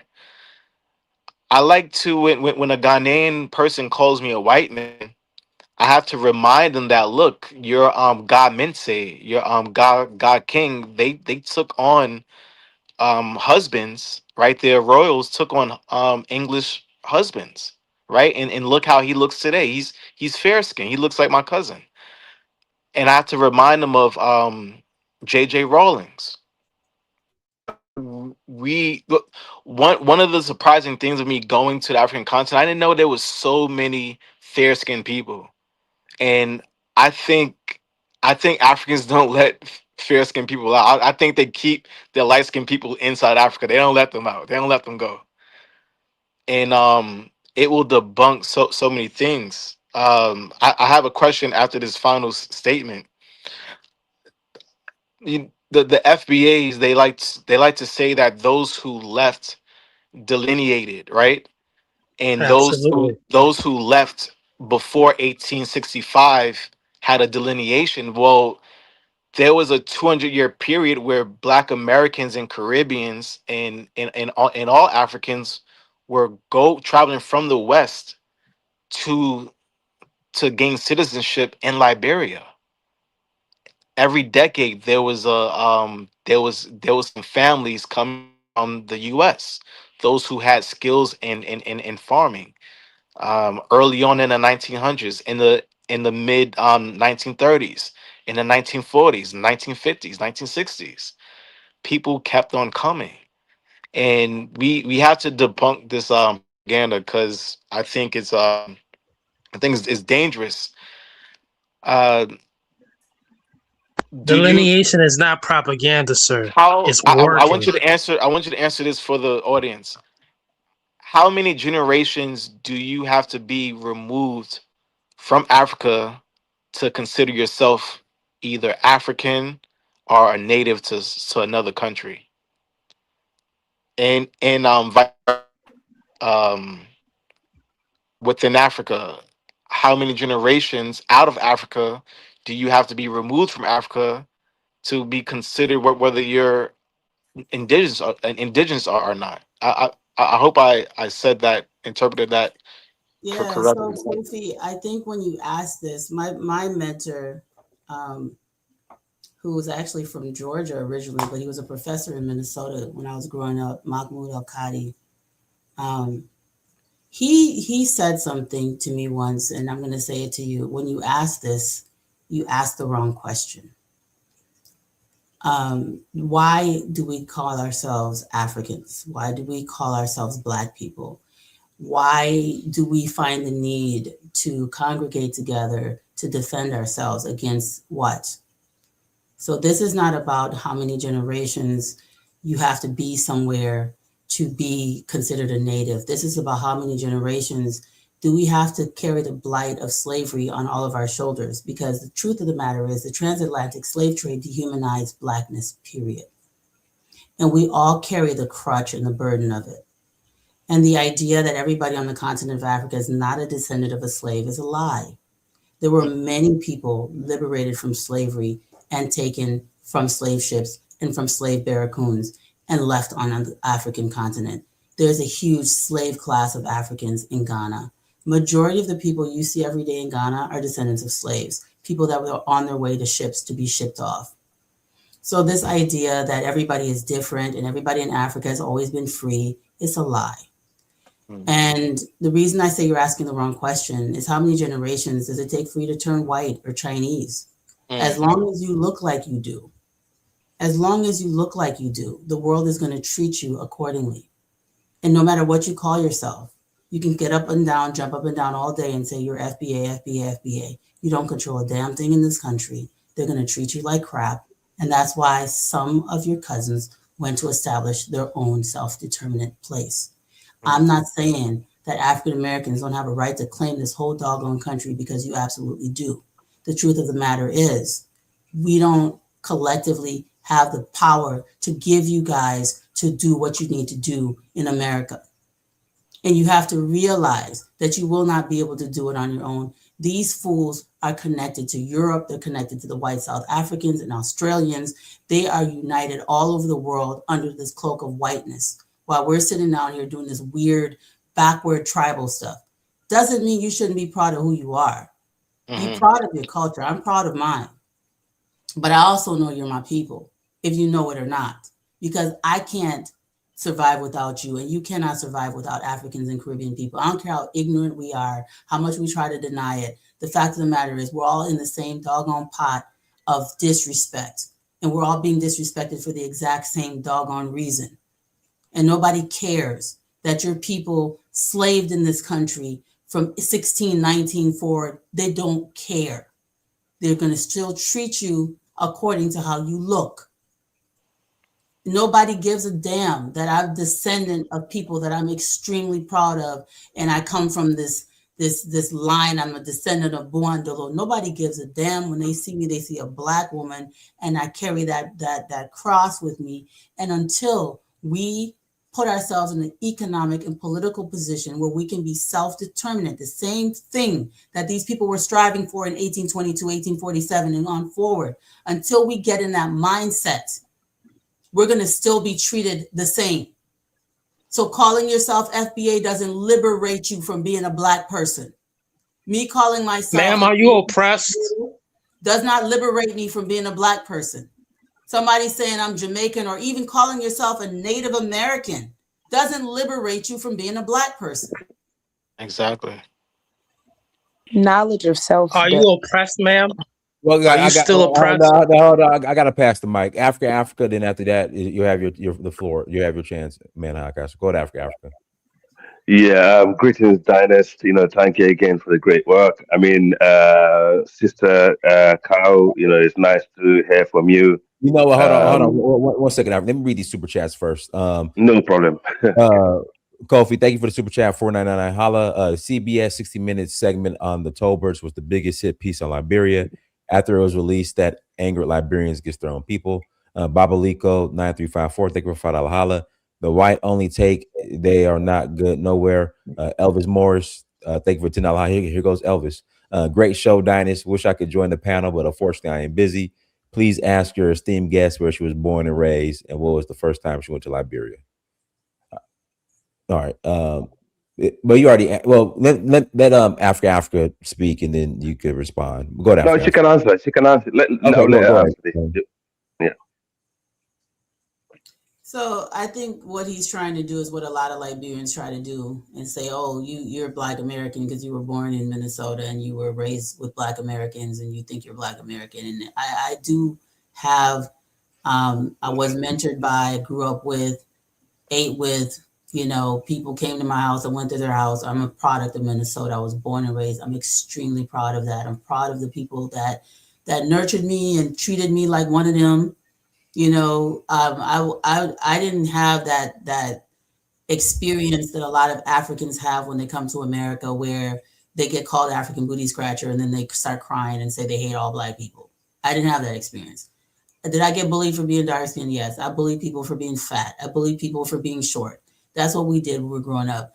I'm a Gen X. We were bullies. So what? But I never was treated like I wasn't Black when I was growing up. So this stuff that y'all doing now is weird. It would have weirded me the hell out if I was in high school and they're like, "You're not FBA." I would have been like, "What?" Because I didn't grow up with people talking to me like that. So Elvis, yes, I was born and raised in America. The first time I went to Liberia, I was 3 weeks old. I went to go to Nimba. My parents took me to Nimba. I went to Liberia every freaking summer until my father was slaughtered by Samuel Doe's government-sponsored henchmen. So I am Liberian, Elvis. If that was the cheeky question you were trying to ask, that answers you. And the reason I stopped going to Liberia is because, again, my father was slaughtered. Okay. All right, go ahead, Africa. Sister, look, I'm a proud Fula. I come from the north of Sierra Leone, and the land. I come from Kabbalah. That's the north of Sierra Leone. We call it the land of the strong mix. Okay, my father is Fula, and my mother is Madinka. Okay, I've been listening to you for quite a while now, and I appreciate the work you do. I agree to a lot of the stuff you say, and the work you do. It's most of it, okay. And it's nice to see someone here who is more unifying Liberian, who are engaging people in a righteous way. Is I really appreciate that. I mean, what ethnic group you belong to? First of all, are you? Did you say you're from the Mano tribe? Yeah, man. Yeah, they say The man Man, or man. Yeah, yeah, man. We say Mano people. Yeah, the Mano people. I am basically I growing up in Kono district, which is like because my dad was a miner. We went to Kono district. We settled there. Yeah, we went to Kaila home, Pujeho, all this place. I know the Mano River very well. Wonderful. From my dad. Yeah. Okay. So yeah, this is basically this is what I'm trying to say, right? The problem we have, um, in the region, as you said, is called tribalism, and that needs to stop. And I'm glad that you narrated this well. First of all, yeah, you did mention one thing about the transatlantic slavery. I'm one of the people that came here. I put my hands up and said, right, my ethnic group was part of it. I'm sorry for what happened. It's wrong, and we should stop. We should actually, try and make sure this never happens again. Exactly. And we should actually try and build some kind of reconciliation and work with those American Liberians who, I'm also came to sorry settle. for enslaving your people too. I'm also sorry. Yeah, yeah. And I mean, it's simple as that. It's just human being. We should be decent enough to understand that. So first of all, the question I'm going to ask you a question, very quick one. Why did Liberia struggle with settlers than Sierra Leone? Is that something about the ethnicity spread in Liberia where they did not get on? Because I know the Mano people came from Mali. Okay. I know the Gola people been there longer. They came from the Ghana Empire. The Mano people came from Mali, and majority of the tribe that span all the way to Sierra Leone, including my people. And so why is that some tribal dynamics that happened, in Liberia that made them less welcoming towards the American Liberians, or is an outside dynamic? Was it to do with America, or is because the Liberian native were less accommodating? Sorry, man. I don't think that narrative is correct. And first of all, thank you for giving me that whole background. I love that you've been all over the Mono River Union. So Sierra Leone, the British had been there with their slave trading for quite some time before repatriated people went there. And it was not a non-violent thing. But Freetown and its environs were subdued through British military might. And so they had control over that little area at that period in time. So it's not that Sierra Leone, the people in Sierra Leone did not resist. You had Timini warriors, Timini kingdoms, people fought against Oh the British. no, sorry. Maybe you misunderstood my question. Basically, the question is, why did American Liberians struggle with the native in Liberia compared to the African Americans or the Afro Caribbeans, who settling? Yeah. That was my question. Sorry. I don't think that they did. I think there was more intermarriage and interaction. I think what happened was intentional divide and rule. Somebody said something about the 60 Minutes documentary being a hit piece on Liberia. It absolutely was. But it wasn't in isolation. So what you had during the Cold War, there were two, Liberia became, once they signed the Firestone deal 100 years ago, 1926, later on, by the 1940s, they set up propaganda stations. The Omega Tower was a spy center put in Liberia where they spread radio propaganda all over Africa, anti-communism propaganda. They also had, before even that, they had something called ELWA, which is Eternal Love Winning Africa. It was supposed to be a Christian mission, but really what it was, a CIA operation propaganda. They had a Christian mission that had all of these radio towers set up all over the the Liberian, and also as far as Nigeria, they would be broadcasting all of this pro-Western, pro-this anti-Liberian propaganda, constantly telling. And then they had these schools that the Liberian government, because most Liberians were Christians, they thought that having these Christian missions would help educate the people in the hinterland. Well, they were teaching them to read and write. They were also giving them propaganda against the state. You're the rightful owners of this country, and trying to do this divide and rule. So basically, when you look at the Crew Wars, if you read the British explanation, they were inciting this because after the Berlin Conference, they wanted to take over Liberia all the way to the Kavala River. How do you do that when the indigenous people have already bought into Liberia and have the Liberian flag? You turn them against Liberia and tell them, hey, come under our protection and we will make you our proxy rulers in the land. It's the exact same thing they did with Samuel Doe. They had been doing it the entire existence of Liberia, trying to incite people against the state. And the British document this. This is not speculation. They're very good. No, I'm with you. I'm with you. Yeah. Mm-hmm. So I don't think it was organic or natural, because let me tell you something. When you put Black people together naturally, we start to mingle. These people got on the ground. They started intermarrying. They were the children. There was no segregated schools in Liberia. All this stuff that people be running around talking about, they all went to school together. This very Elvis Morris that's saying he's happy. What segregated schools? His parents went to school with everybody else. The most prestigious school in the country, Joseph J.J. Roberts Elementary School, College of West Africa, University of Liberia. Nobody was excluded from going there. My family went there. Many indigenous families went there. And in fact, by the 1960s, the majority of the students in the country were indigenous. So this idea, the segregation, separation, it is something that was created, manufactured, just like the tribalism that you're seeing in Liberia today. Our people used to intermarry even before 1822.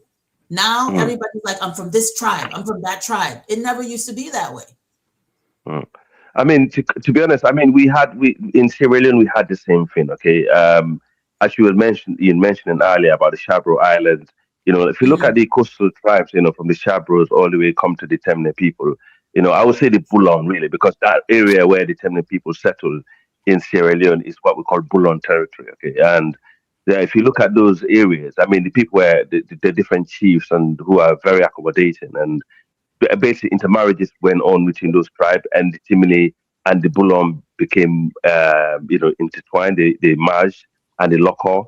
And also, if you go to the south, where you call, the Mende area, the Bulong and the Mende and the Shabro, the intermarriage, which was actually quite interesting and really good. Yes. The builds and then if you come to the certain area of Sierra Leone, you got the Fullers and the Mandinka. Like my town where I come from is what in Sierra Leone they call it the land of the strong mix. Okay, it belongs to the Korankor, the Fuller, the Jarunka, and the Mandinka. Okay, we actually intermarried and we became what we are. But in Sierra Leone, in Freetown, those other ethnic groups who were classed as Creole today, who are the local Africans who were captured slaves, who were resettled in Freetown, where the Yorubas, some of them are from Ghana, tiny bit, and some of them are from Liberia. Yes, some of them are from, some of them.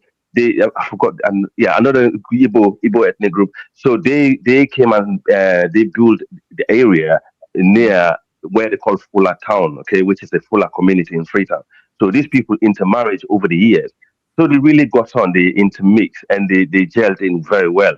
So that basically, enabled this group of people, and the obviously the the Jamaican Maroons. Okay, so all these people intermix and they intermarriage over the years. They form a good alliance. So I wonder if that was the case in Liberia also. That's exactly what happened in Liberia. And in fact, a lot of the original settlers don't even have biological descendants. Not a lot. Okay. When I say the original, I'm talking about the very early people that came before independence. Many of them, with the exception of Yeyja Johnson and a few others. Yeyja Johnson had a lot of children with that Gola woman, and probably other women too. That's a different story.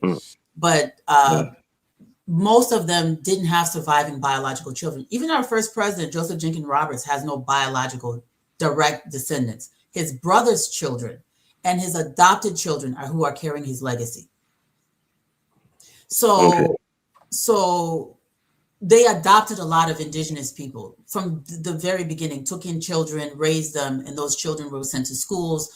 Liberia is also mixed up like that. Those of us that come from the north, we joined Liberia late. So we are not as intermixed. That being said, my grandmother's sister married a repatriated person. And so I have a lot of cousins who are intermarried. I mean, or not intermarried, but a combination of these things. So my relatives, my husband's relatives, it's just Liberia is like this. And not only with repatriated people from the Caribbean, from the United States, we have people that settled, that came from Haiti. We have people that came from Nigeria, what is now Nigeria, before it was Nigeria, and even after their independence. So Liberia is also a big melting pot of Africans. Like I said, I think a lot of the division we see in Liberia is a product of the propaganda from the 1970s forward. Is that why one of about basically after last question, I'm gonna pass the mic. Okay, no problem. No, yeah, it's just something. Basically, is this one of the reasons why our chiefs outside Freetown and Monrovia restrict land towards the diasporan? Because in Sierra Leone, the diasporan, like the African Americans or the Caribbean or the Creole, they cannot access land outside the capital city. It's strictly to belong to the Mende, Fula, Manding, or the other ethnic group. If who actually have land in outside the capital. So if you're Creole now, you cannot have a land outside the capital. Is that the same thing in Liberia? Liberia doesn't do that. It just so happens that most of the indigenous people still own most of the land, and there are some very elite indigenous families that own way too much land. That's a different story. But no, we don't have that. But our laws say that you can't be a citizen of Liberia if you're not Black. And you cannot own land in Liberia if you're not a citizen. So all of our land is owned by Black citizens. Okay, my last point is basically I gotta pass the mic because we got people waiting. Okay, can I just make one quick? No, we'll come back to you. We got people waiting. Man, High Council. Okay, no problem. Hello, Dynus. How you doing, brother? I'm good. Pretty good. Yeah. Not bad. Sis, you used the term indigenous quite a lot. So indigenous to you means one thing, correct? But what does a native Liberian mean? The same thing. Okay. Well, over here in the United States, when we say as FBA, we're indigenous, we mean precursor to Native American. We've always been here. That's exactly, and we're not trying to disrupt what you're saying. We're just saying we're indigenous here. Are you no ifs, ands, or but? We were already here. You're saying you're not Black. You're indigenous American. Hear my words. We are indigenous here. We're always been here. Like Aboriginal. Exactly. Just like how geographically, all over the world, there's indigenous people. We were always here, Black folks. I don't believe that. Okay. I mean, if that's what you. So when you hear that, I don't believe that. So you don't think this is exactly why we delineate. Proud Americans, hit the fire emoji in the live chat. Let me see the USA flag in the live chat. This is a proud American. I'm a full-blood American. I'm up here with you. I'm up here with you. Black I'm American. up here with you. No, you're not, sis. You're talking that to the God. Hey, man, High Council, you gotta let her respond. No, this is a Black American talking. I just want to say, Nakapunda Pinda. So, brother, if you're indigenous, you're older than the flag, the American flag, and you're older than the American state, right? U.S. corporation. Absolutely. We're the precursor. Before the United States was even known as the United States, we were already here. Okay, so how could you be proud indigenous and then you're conquered by America and then you're waving the American flag? Sis, How come you're trying to gaslight me to come over there and everyone else like I'm an African when I already told you my ancestors, One second. Hold on. Wait. Hold on. It's Man, I can't voluntary. It's answer the all question. repatriation to Africa, even in 1822, is my voluntary. my Nobody ancestors gaslighted woke up in the anybody. morning, breathing this Frederick American Douglass air, said he wasn't going drinking this anywhere. He American know. water. We've never delineated from My this question land. to you, We're not like you. We're not like you. you don't We have to be never like me about left. that. We But never what? All fled. right, y'all. We never fled. We're always here. That's We why you don't have got to be like we me. got to move on. I can't even see your face, so I don't know what you look like. You sound like a black man, but you're saying you're indigenous. That's great, but how can you be indigenous and be proud American at the same time when they basically saying the American state was built on top of your blood? South Africa, you got 33 days more left to get that right over there. Push them all out. I got to pass the mic. Go ahead, Jay. You know No, what? it's few days, not 33 days. Supposed to be the 30th. So you telling me FBA? I told you. I told you. But let me pass the mic to Jay. Go ahead, Jay. Yeah, I'd like to say respect to Sister Carl. Thank you. And I like the conversation. It's really thought provoking. It's engaging, and it's kind of done in a professional manner. It's a discussion. The brother that just spoke, a lot of times as all of us, we have our opinions on things, and we really don't want to let anything past what we believe. And so it kind of is what it is. Sometimes it doesn't make sense arguing. You might as well just laugh it off. No, it doesn't. These are our locals. There's a number of things that she said that I agree with. But what I really want to try and figure out with the Liberia thing is because what were the people that did the coup? What were the reasons they gave for why they were doing the coup? So it's a sad situation because Samuel Doe was interviewed immediately after. He was in my opinion, one of his generals who's in Liberia says that he was a soldier. He had no ambition to be president. But when they executed the coup and they did whatever, they asked him, what's going to be your new policy? He says, no new policy. We're going to continue the old policy. And so it's a famous thing that he said after the coup. So he really didn't have an agenda to change anything. And he was confused. He was 27 years old. He was sitting there with his mom, literally with his mama, holding his mama's hand. It's on YouTube. You can go look it up. And they asked him, what's the new policy now that you've overtaken the country?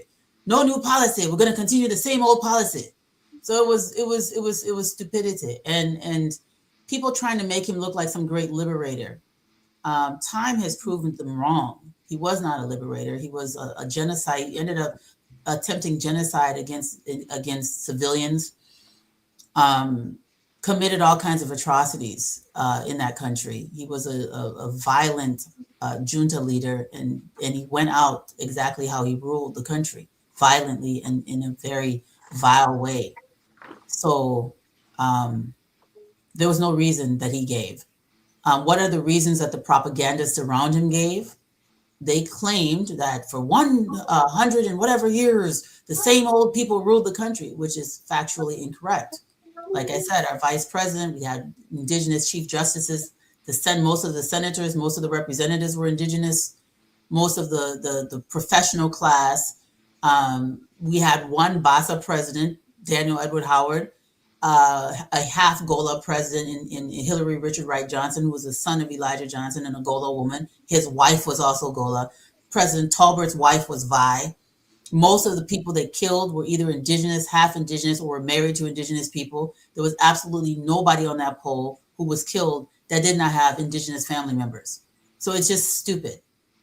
Absolutely stupid. The narrative is not reality. Was there classism? Absolutely. Was the classism based on repatriated people here, indigenous people here? No, it's a lie.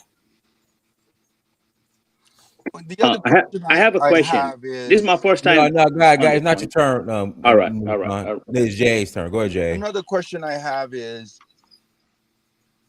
because I'm going to say this, preface this. If you watch the movie like A Hunger Games, right?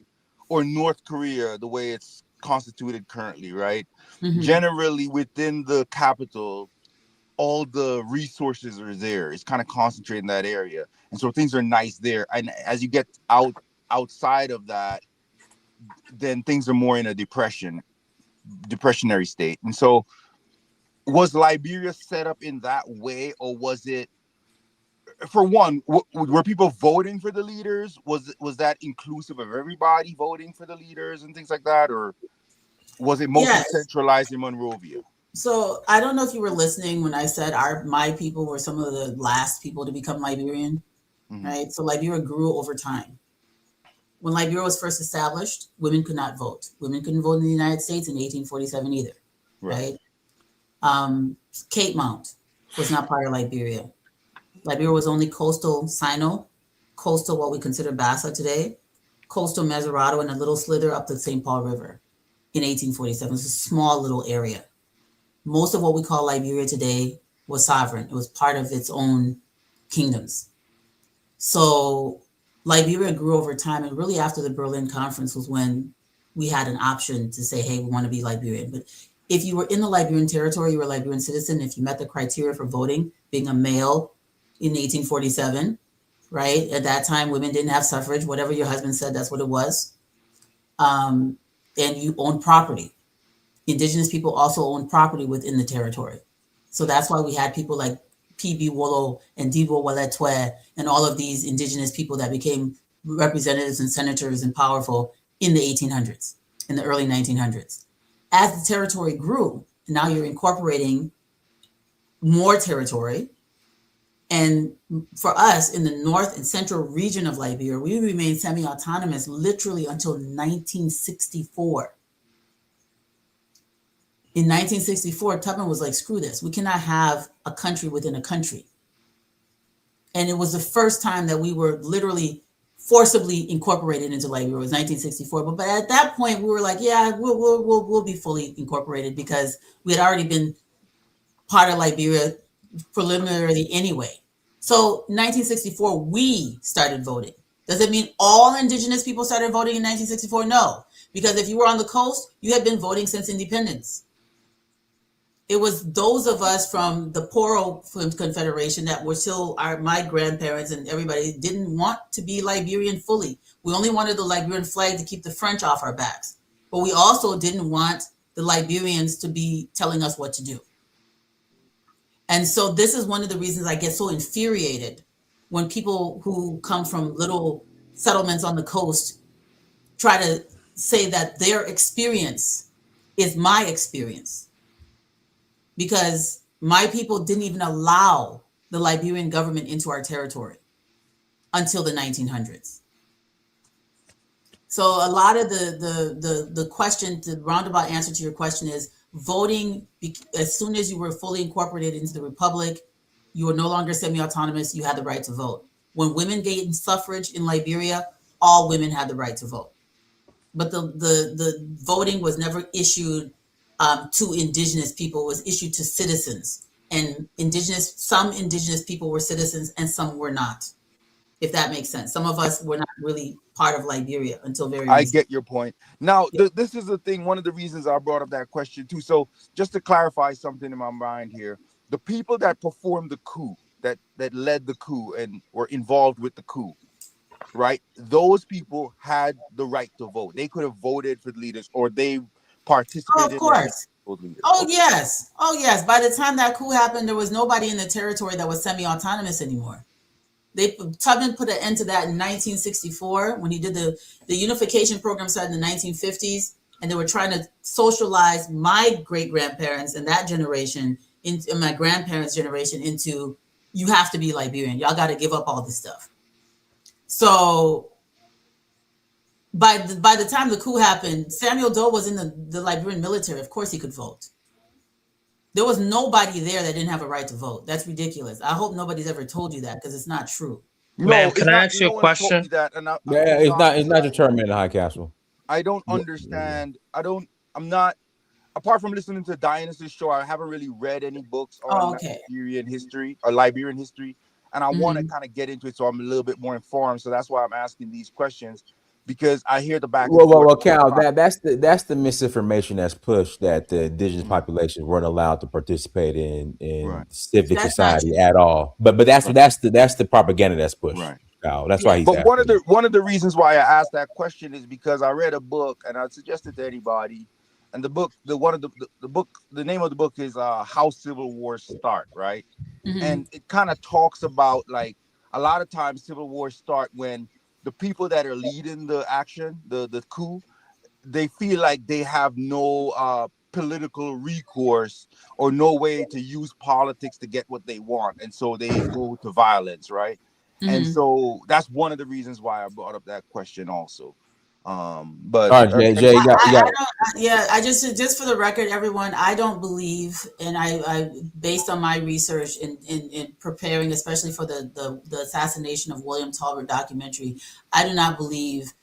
In fact, I'm confident that that coup was not orchestrated legitimately by any real grievances in Liberia. It was an external imposition upon our country. And there's a lot of evidence pointing to that. So there was no justification for it. It was a Cold War thing that they did, and they killed many African leaders during the Cold War. One other thing, Dynasty, if you don't mind, really quickly, on the question of the development of the state. So the places that were already incorporated, was that development pushed outside of Monrovia, like roads and bridges and schools and all that? Was it in all the incorporated regions? So most of the roads and bridges that we use in Liberia today were built during the 1940s and 50s. And you have to remember, Liberia was a victim of an economic embargo for most of its existence. Even with that being said, the capital cities of all the counties in Liberia were developed by the Liberian government. That includes Zwedru, Voinjima, Sanakole, Bopolu, Robertsport, not just on the coast, but also the interior. Where I come from in Ganta, there were roads. There's a road going straight from Monrovia to Ganta that was built long before I was born, and even before Ganta was incorporated. Liberia is Africa. Africa is economically subjugated. Development, the bridges that I used to cross to go to Guinea were built in the 1950s by Talbot. The roads that are in Voinjima City, those concrete roads were built in the 1950s by Talbot. The concrete roads in Sanakole, in Robertsport, built in the 1950s by Talbot. The county administrative buildings, the hospitals, the universities, the biggest university in the country, biggest private university in the country, built with Liberian resources through a concession, Cuttington University, the hospitals in Ganta, the schools all over the country. Those were built during the era of Edwin Barclay and Tudman. Most of the infrastructure that is outside of Monrovia was built before the coup and has been abandoned and neglected and turned into a pile of rubbish. If you go to Robertsport, all of the infrastructure, it looks like there was an apocalypse. And those places were booming cities before the coup. So the idea that, there was no development, it is a lie. Only people who have never traveled around Liberia would say that. Are there villages in Liberia? Yes, Liberia is Africa. There's villages everywhere in Africa. There's villages in South Africa. There's villages in Rwanda. There's villages in Ghana, right? Africa has villages. Africa also has towns and cities. And Liberia was not the interior of Liberia, especially 1964 when they incorporated us fully. There were schools, public schools put up in the city of Ganta, where my people come from. There's a hospital that's been there since 1935 that served people in Guinea. It was a regional hospital. So this idea that there was no infrastructure, how did all my people learn how to read and write? How did my grandparents go to school? They didn't have to come to Monrovia. They went to school right in Nimba before we were even fully incorporated into the country. Part of getting us incorporated was to carry Western education, for lack of a better term, to my great-grandparents so that my grandparents could go to school. That was done by the people that everybody wants to vilify. That was done by the people that everybody wants to vilify. It's like you're damned if you do, you're damned if you don't. How is being a traditional African person who's part of the Congo Confederation, how is that oppression? That's who we are. I don't think my great-grandfather thought he was oppressed or inferior to anybody. I'm sure he didn't. because the arrogance he raised his children and his grandchildren with. That's not oppression. You know, I was never taught to look down on myself or my Africanness or my people. So these are concepts that modern people have, and they're projecting it on people backwards. We were not knocking on the door of Liberia. There's never been a civil rights movement in Liberia for indigenous people to get citizenship. Most of us wanted to be left the hell alone. Didn't see anything wrong with the way we were living. Anyway. Yeah. All right, let me pass the mic to Super. Go ahead, Super African. I'm rambling. No, you good. Go ahead, Super African. Okay, how's everybody, man? I'm from Sierra Leone. It's just like how Africa is as well. In Sierra Leone, we have the the Creoles. The Creoles, basically, coming from, from all over, I think, in America as well, and some of the Caribbean as well, right? So just like Africa was mentioning, if I could add a little bit into it, in Sierra Leone, basically the Freetown belongs to the Creole. So outside Freetown, the Creoles does not have a land. Why? Because of the other tribes, that occupy all those other lands, like the Mende, the Timini, the other ones that I can't really think of. I don't know why. That's kind of sad. But anyway, because yeah. That's how. But these are the two major groups, but the corner, let them talk because I got to get to. I got to get to other. We got two more callers and stuff like that, right? So within currently as we speak, right? Let's just say when the British gave us independence, right? They had power to the Creole as well. The Creoles, they were very they thought they was better than the other Africans because of they were well into English, reading, speaking, language and everything, right? So they had a personal beef against the Timini, because the Timini fought the British at that time and almost defeated them. So what the British did was, under the Creoles, they told the Creoles not to sell land to the Timini in Freetown. So the Timini took that personal. So up to this day in Sierra Leone, the Creoles don't sell land to the Timini. So in my view, right, and about Liberia, because I have a different take about Liberia. Some people might say I'm wrong. Some people might say I'm completely wrong.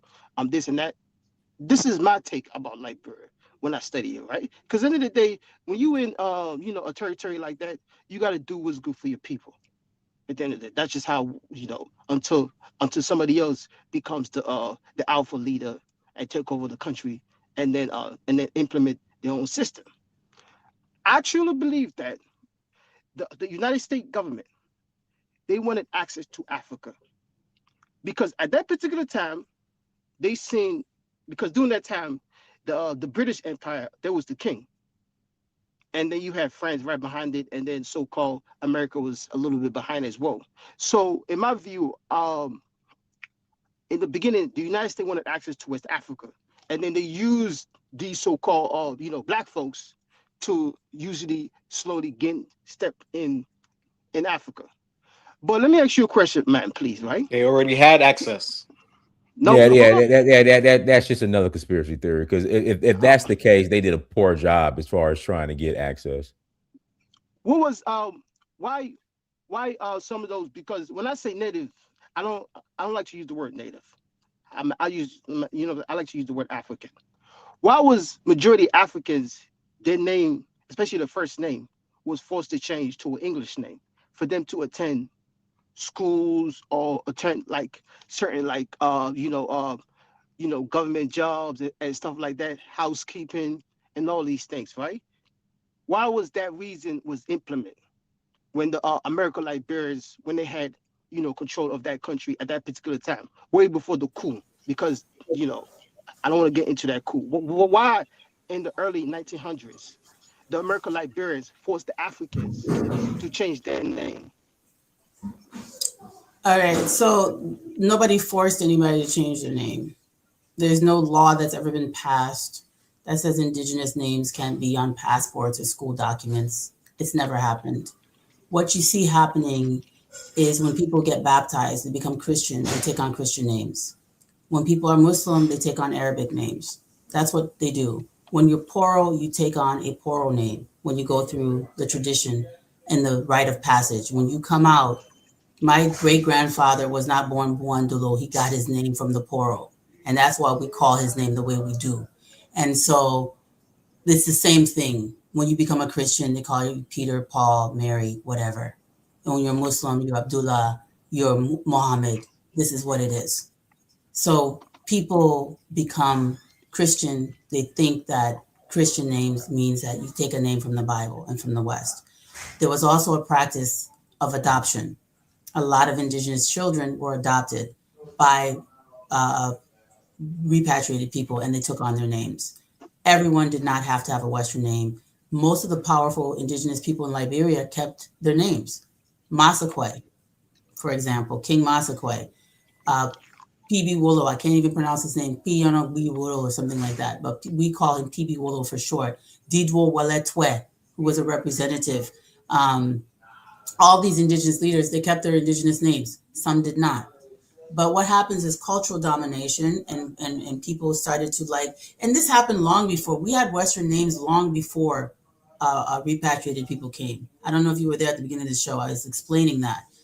You had, the William Davis and William Tamba came from Regentstown. They were originally from what is now Liberia, and they were missionaries. They changed their names to Williams. Well, William is not a biblical name. It's a British name, right? So they adopted the name William. That had nothing to do with repatriated people. That was because they wanted to be, they were English-speaking people. They had been baptized, and they're probably influenced by the British in Sierra Leone.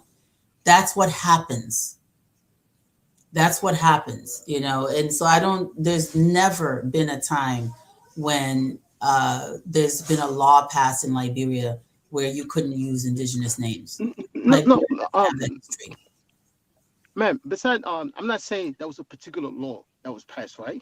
Just because that wasn't a particular law passed doesn't mean that was an agenda of, people named have to be changed to get certain jobs. Because I've ran into Liberians as well that had confirmed with me what I'm trying to say. Not my like mother. Experience. I can speak. You can.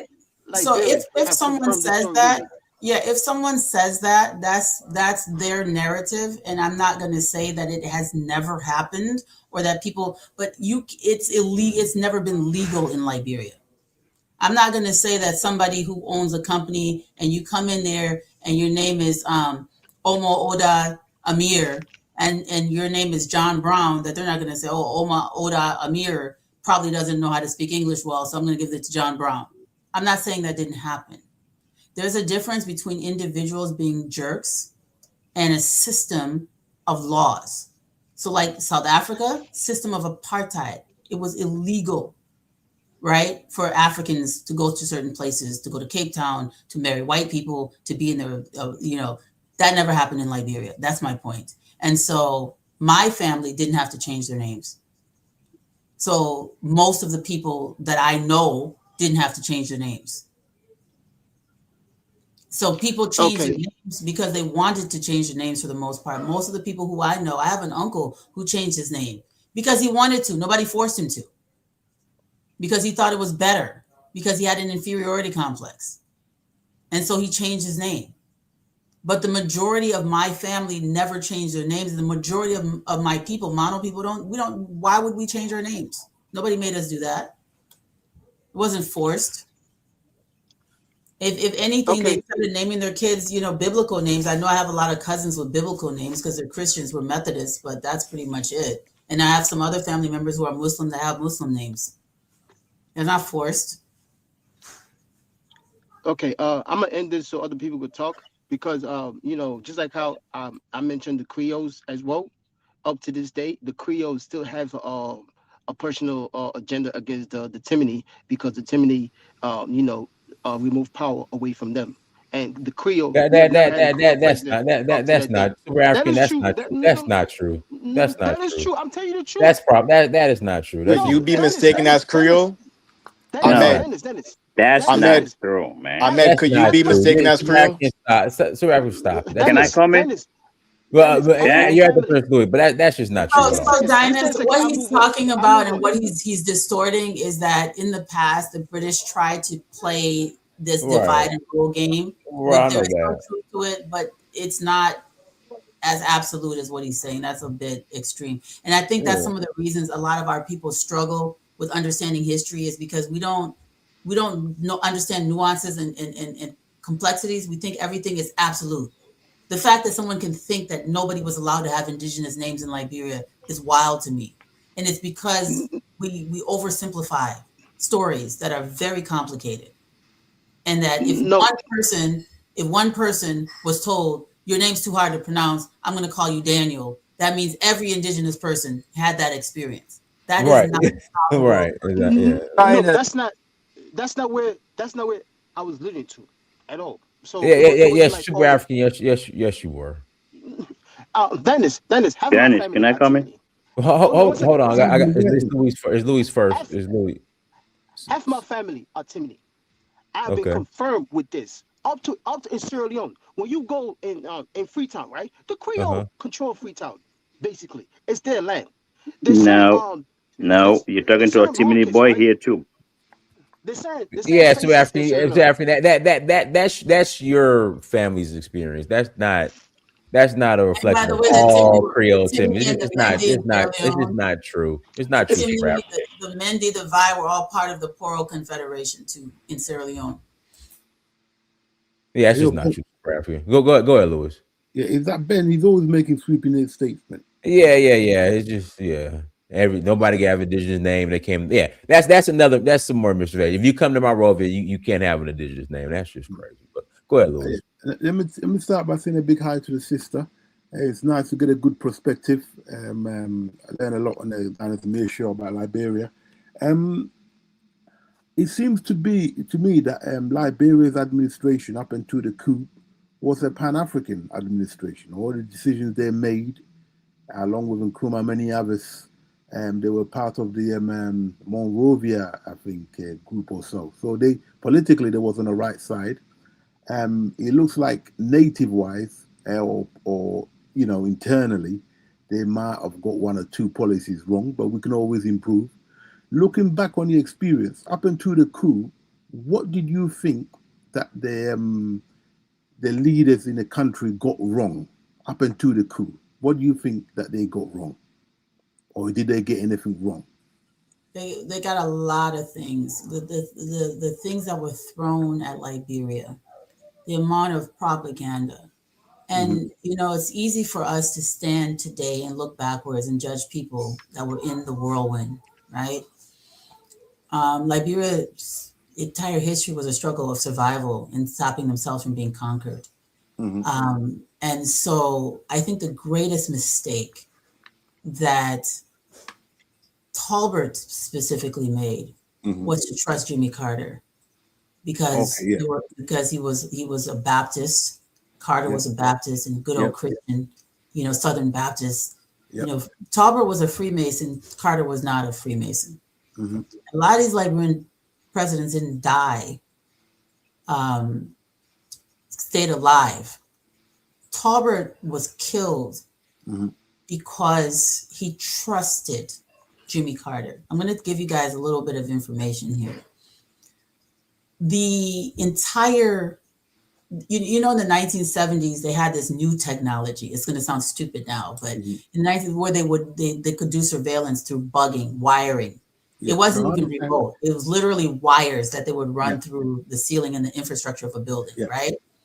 And they could listen to conversations and record you. Now they can do it, openly, and they can do it remotely, right, without wires. But at that time, that was sci-fi stuff in the 1970s. That was state-of-the-art spy stuff. So Talbert had no idea that the people in the U.S. Embassy could hear everything he was saying in his office, in his conference room, even in his house. So one of the things that happened was the Americans were able to play this game where Talbert would have a meeting with Cecil Dennis, Reginald Townsend, his cabinet people. And they'll be listening. And then the Americans would call and say, I thought you said you were going to do this. we just found out you're doing this. And he was like, who the hell snitched on me?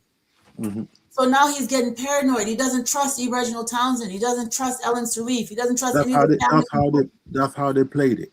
That's how they. That's played how it. they messed with his head. Yeah. And that's how he pushed his real security and his real people that were behind him to the side. Mm-hmm. And that's how he got killed. Yeah. And then when he was killed, our Constitution says that Benny D. Warner, the indigenous vice president, was supposed to be our president because there's no constitutional provision in Liberia for a coup. If you kill our president, our vice president takes office. The U.S. government whisked Daniel Warner off to the United States. They tell him, hey, if you go back, we can't guarantee your protection. You better stay here. Yeah. So he is not allowed to go back to Liberia. And then they say, okay, well, Speaker Henrys is the president. And all those guys that said Speaker Henrys was the president, including Speaker Henrys, are lined up on a pole and killed. Okay. Yeah, the CIA ordered that. You can tell. Let me just say before you go into further, because I'm learning more. Okay, if I could just ask, now I think the coup took place in 1980, right?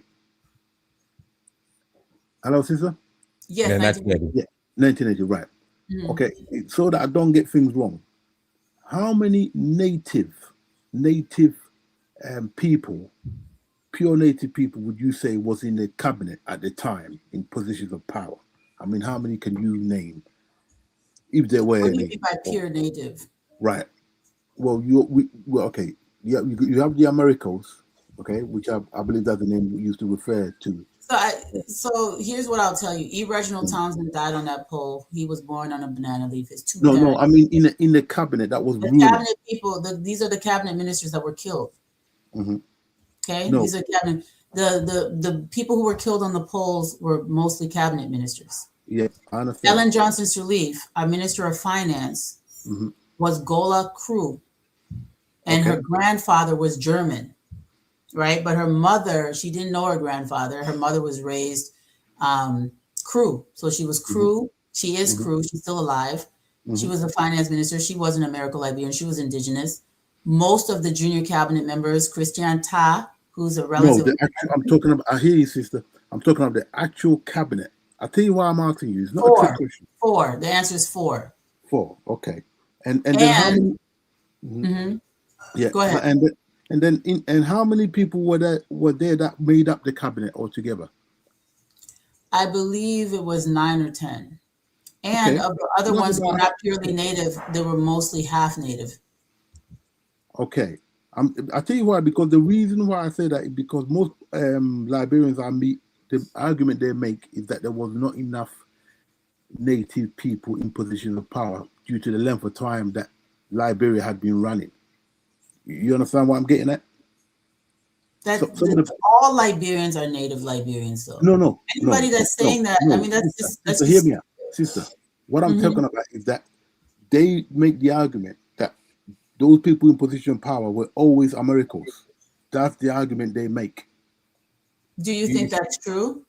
Well, I'm a Ghanaian. I don't really know that much on it. I've only read about it, so I'm only picking up when I come across. How many ethnic groups do you have in Ghana? As many as about 40, more than 43. Are they all represented in the cabinet? Most of them are, yeah. Has it always been that way? Not always. Under Nkrumah, he selected people from every major group in his cabinet. Has it always been that way? Because I know a lot about Ghanaian history. That's why I'm asking you. It has. The only problem we've had recently is that the current administration, their party, which was Rawlings' party, started at the top. They don't tend to put Akan people in positions of power. That's the challenge for them at the moment. Yeah. So Prince, let me just say this. Hear me out. From the word go, Nkrumah always had that. Maybe he learned it from other. I don't know, but it works. But what I'm trying to get at, sister, is that the Liberians that I've come across who tend to speak in favor of the coup, which I don't like because it was CIA, right? The argument they make is that the the cabinet at the time did not encourage the native people, not the Americans, native people to come up. They feel that the Americans kept them out of power. So that's a lie. We had a native vice president. Okay. That's the second highest position in the country. Most of the legislature, which is the most powerful branch of government in our country, is the legislature. The majority of them were indigenous. Okay, well, that's good. And then the other thing I'll tell you about Ghana is that the people who were part of the cabinet were the ones who went to school. They were elites.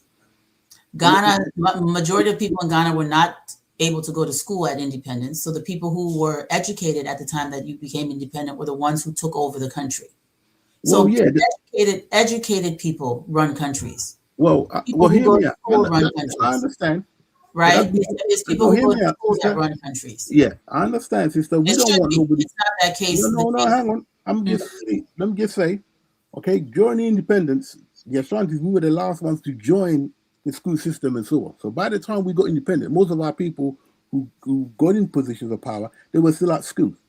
In fact, the only single, hear me out, because the only single Ashanti man in the picture that Nkrumah took, he only had a college education. He hadn't even been to full university yet. But Nkrumah, because of time, couldn't hang around, so he had to pull him in to bring the Ashantis in more. Because don't forget, the original Ghana did not even include Ashanti until Nkrumah came in there. He said, "There's no way we can make this work without the Ashantis." So he went out there, befriended the Ashanti Hini, and then later on, most of the lawyers that came later on were from the Ashanti land, from the Confederation. So that I understand, but I'm just trying to get to where, because Liberia had been running longer, you see. So they had enough time to have educated some of the natives. But I hear you now, you make a good point. Look like half of the cabinet almost half was native. So I suppose and most of the legislature. Okay. Most of the legislature that passed the laws in the country. Can you tell them that most of the chieftaincies that signed treaties over for land exchanged it for their children to be educated in the West while Black Americans were still slaves? Can you? Yeah, that too.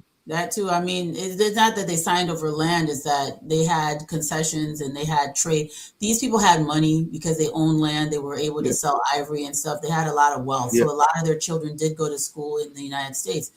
P.B. Willow went to Harvard, for example. People went to school in the UK, in the US. And then most of the people who traveled to go to school were indigenous. Liberians don't know their own history. They were raised on propaganda and lies. And if you scratch the surface and ask them follow-up questions, they will get stuck. They don't even know that their vice president was indigenous during the coup. They don't know Talbert was married to a Vai woman. They don't know most of Talbert's grandchildren are indigenous. They don't know any of this because they were raised on a hate narrative of propaganda. Ghana has had a number of coups, but the difference between Ghana and Liberia is that the hatred that the Western world has for Liberia because of what it represented did not exist for the amount of time that Ghana existed. Ghana was a child of Great Britain. They owned it, so they didn't need to do to Ghanaians what was done to Liberians. And I think the purpose of this show today is to really talk about why this country that was established by African Americans, why was this country under so much pressure and hatred, trade embargoes, propaganda. They tried to bury the names of the people. They tried to bury their likeness, even tried to paint them to be mulatto in cases when they weren't. I mean, it was horrible what was done to Liberia. If I can just back up what you're saying, sister. Lewis, I got to pass the mic because people have been waiting. You got 30 seconds and I'm passing the mic. Because you guys were the original first independent Black nation. So it would be a threat. No, that's a lie, man. Come on. No. They were the proper. Come on, man. They were the proper. They were the first Black proper indigenous free nation. Sub-Saharan Africa, not every. They were in Africa, on the African continent. What's your problem with that? Ethiopia. They just started calling themselves Black recently. It was Talbert who told Selassie he was Black. What are you talking about? They called themselves white Africans for the longest time because they had been told they were not Black like the rest of us. The same divide and nonsense that the Zulus are running around with right now in South Africa, thinking that they're not Black people. They don't even like the dark-skinned South Africans. So let's be realistic here. The Amharic Empire was not a republic. It was a kingdom, a powerful ancient kingdom, but it was not a modern republic. Yep. All right, go ahead, Moose Khan. Leon, go ahead. Finally. All right. Thank you. Thank you, Sis, for being African And I know everything you say is true to some extent, but my problem here is, did you read the Christie Commission of 1930? I did. What is your take You're on that? you're talking about that Firestone conspiracy, because they wanted the laborers to work in Firestone. The forced labor, the trading of Liberians to Equatorial Guinea. So it wasn't Equatorial Guinea at the time. It was Fernando Po. It was owned by the area is Fernando Po. Bioko, referred to Fernando Po. It's now called Biko Island, but it was Fernando Po. Yeah, Fernando Po. Yeah. And Liberians didn't own it. And Fernando Po took laborers from Sierra Leone, from Ghana, from Nigeria, from Senegal, and Liberia. It wasn't just Liberia. And most of those laborers that went to Fernando Po, contrary to the lies that people tell, for the most part wanted to go because it was they were laborers. They wanted to go make their little $1 a week was what they were paid at Fernando Po. The problem was Firestone Rubber needed those workers. The real issue here, because the entire west coast of Africa was supplying young men to work at Fernando Po, and they were going and waiting to be picked. They would even have them do little exercises to make sure they were fit before they got on the ship to go to Fernando Po. I've studied this extensively. I'm not somebody to defend imperialism, but I also want people to understand something. Liberians. But can you say there was forced labor? What I'm saying is the greatest forced labor in Liberia was Firestone Plantation. And Firestone Plantation's interests were being sabotaged because a lot of the workers that they wanted for their plantation to clear the rainforest were going off to go work elsewhere. And Liberia has a long history of what we call crew boys, migrant workers going places looking for, wealth and then returning home and getting married and starting a life. It's a tradition all along West African coast. And it was not unique to Liberia. They left from Takoradi, they left from Accra, they left from Lagos, they left from even Freetown. So this whole thing of trying to vilify Liberia like it was the only place that supplied laborers to Fernando Po is a complete false narrative. The real forced labor was Firestone Plantation. Well, I don't want to say I don't want to say it's completely false narrative based on W.D. Du Bois, some of his own criticism about what happened, because he actually acknowledged that there was forced labor, but the fact that there was no reason for the kind of action Britain and France were taking towards the way they were the way the propaganda was going about what happening is because he said they were doing the same thing. So why they have to propaganda Liberia the way they did? Because they want to make sure a black nation fell, because they don't want to see what was going on there to succeed. But that doesn't mean that there was no forced labor, because even the people in the commission, we have two African. I never said there wasn't forced labor. Okay. I said the forced labor was Firestone. Mm-hmm. Fernando Po, there was a situation with Fernando Po. We had two guys in Maryland County that were involved in trying to meet the quota, because Fernando Po was paying for laborers. So they were brokerage, including indigenous people. Massaquoi was also involved in that scandal. And they were taking laborers away from Firestone. People had preferred to go to Fernando Po over working in Firestone, because a lot of people died trying to clear the rainforest for Firestone. Most of those young men preferred going to Fernando Po than to work for Firestone to clear the rainforest, to make way for the largest plantation in human history. When Firestone was built, it was the largest plantation in human history. That's a different topic for a different day. But yeah. Nnamdi Azikiwe, I want you to look this up. He has a long write-up. May his soul rest in peace. A long write-up about this situation. Don't take my word for it. Listen to Nnamdi Azikiwe and what he said about Du Bois and his treachery against Liberia. Go and read what he said about the. But you know about Charles D.B. King too, right? One of our own. I'm a Sierra Leonean as I'm talking to you right now. Charles D.B. King, who was born by a Sierra Leonean, and he had to resign because of that. He wasn't born in and he held one of the worst. He wasn't born in Sierra Leone. No, he was not born in Sierra Leone. He was just born by Sierra Leonean parents. His parents, his father and his mother were Congos, recaptured Africans. His father was sold into slavery as a child and liberated. They were the one brought to Sierra Leone from Nova Scotia. His father was liberated from a slave ship and taken to Regentstown, where he grew up, and he became a trader. He was an Egbo man who spoke Yoruba, the Yoruba language from Abe to Kuta. Igbo. So he never Egbado, not Igbo. Egbado, okay. A branch of Yoruba. Okay. He was a Yoruba person. Abe to Kuta is the nation that they founded after their civilization was destroyed by the slave trade. He was told to go to Liberia by Blyden. He was not a Sierra Leonean. Sierra Leone was not a country. I know he was brought there. He considered himself a Liberian and a man from Abe to Kuta, a descendant of Abe to Kuta. And so Charles D.B. King resigned. So what I want to tell you is the details of that are far more complex than the narrative that you're sharing. But we don't have time. Yeah, I know. We don't have time to go deeper. But what about the election he held that they said that was the worst election ever? Because only 15,000 registered, but after they counted, about 250,000 on ballot. That's another one of the lies against Liberia. There's no oh my God documentation. So nothing true.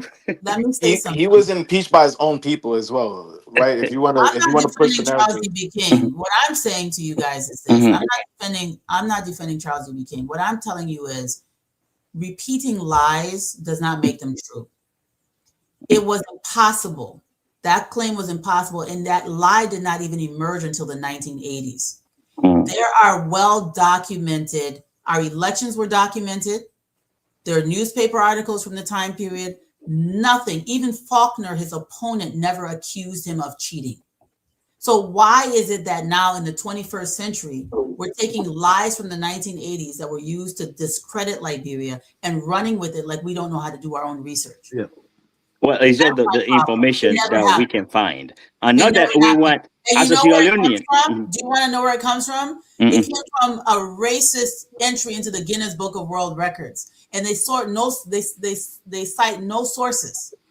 And we've even written them and asked them to retract it because they have no evidence of it. There's no proof of it. They made it up. There were people who wrote, we have existing magazines and newspaper articles from the elections. Why didn't they make that claim? Why not until the 1980s Guinness Book of World Records just makes up this crap and black people like, oh, white people said it must be true. All right, let me just correct something on Super Africa. What he said, my brother there, my own Timney brother, about the Sierra Leone and Creole thing, because the Creole did not own any land in Freetown because they met the Timney owned Freetown. So when they came, in fact, they didn't allow them at the time. They had a negotiation first with the British before they allowed them in. So the land was actually controlled by the Timneys. Because they owned it. I get that part. What I'm trying to say is it was the British people that helped the Creoles to settle down. Oh yeah, of course they brought them. Take over Freetown. They brought them. That's definitely. why I said. That's why I said American Liberians. If you know, people can say everything, right? When they came back to America, right? Like the elite American Liberians, right? They were celebrated. They were different compared to the black folks in America, right? Oh yeah, right? Yeah, they were different class when they come to America. When the I remember when the president of America, I forgot what president it was, right? He went to Liberia, right? The American Liberians were so excited to see him. It was like they treated him as if he was a Jesus. And then after that, he flew to Nigeria, right? And then the American Liberians got mad. They said, "Oh, how come our father?" Because they referred to this white man, their father, their daddy. So why are you? Hold I don't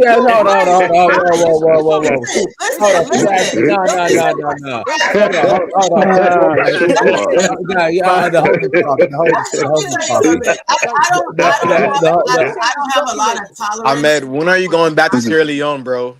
Yeah, I don't have a lot of tolerance for this. Coffee. All right. You want Africa without the Africans, bro? I went back to Ghana. I went back to West Africa before you did. Hold on. Super Africa, I need you to cite your sources. He ain't got no sources for that. That's wild. gonna put it in the chat. I'm gonna find the video. I'm gonna put it in the chat. To my Okay, mother. okay. So please put it in the chat because Super African, what you're saying about the American Liberians, whenever Queen Elizabeth showed up in her drop top Cadillac, rolling off the boat, Africans were lined up in the streets for miles, waving, smiling, doing jump ropes. I think the difference between Liberia and Sierra Leone also is that Liberia was left to be governed by blacks. They were not followed by any colonial master. They fought for it. So they were trying to but for Sierra Leone, the British follow us. I mean, follow the settlers there and govern for a long time before reigns were transferred. No. It was because the Timini, they were very tough. They were very, very tough. Yeah, I know. Very tough. They put a fight, just like the Africans, right? Yeah. Super African. He just, he's okay. So listen, yeah. Let me tell you about Super African. So, like, what's going on in northern Nigeria? Oh, it's not the Fula. It's not the Fula. Yeah. It's the Yoruba. It's the Yoruba. That's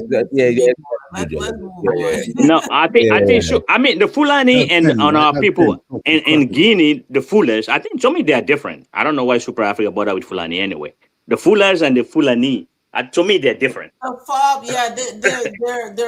of a belt of people who are. I know, but then they might be similar, but they're different.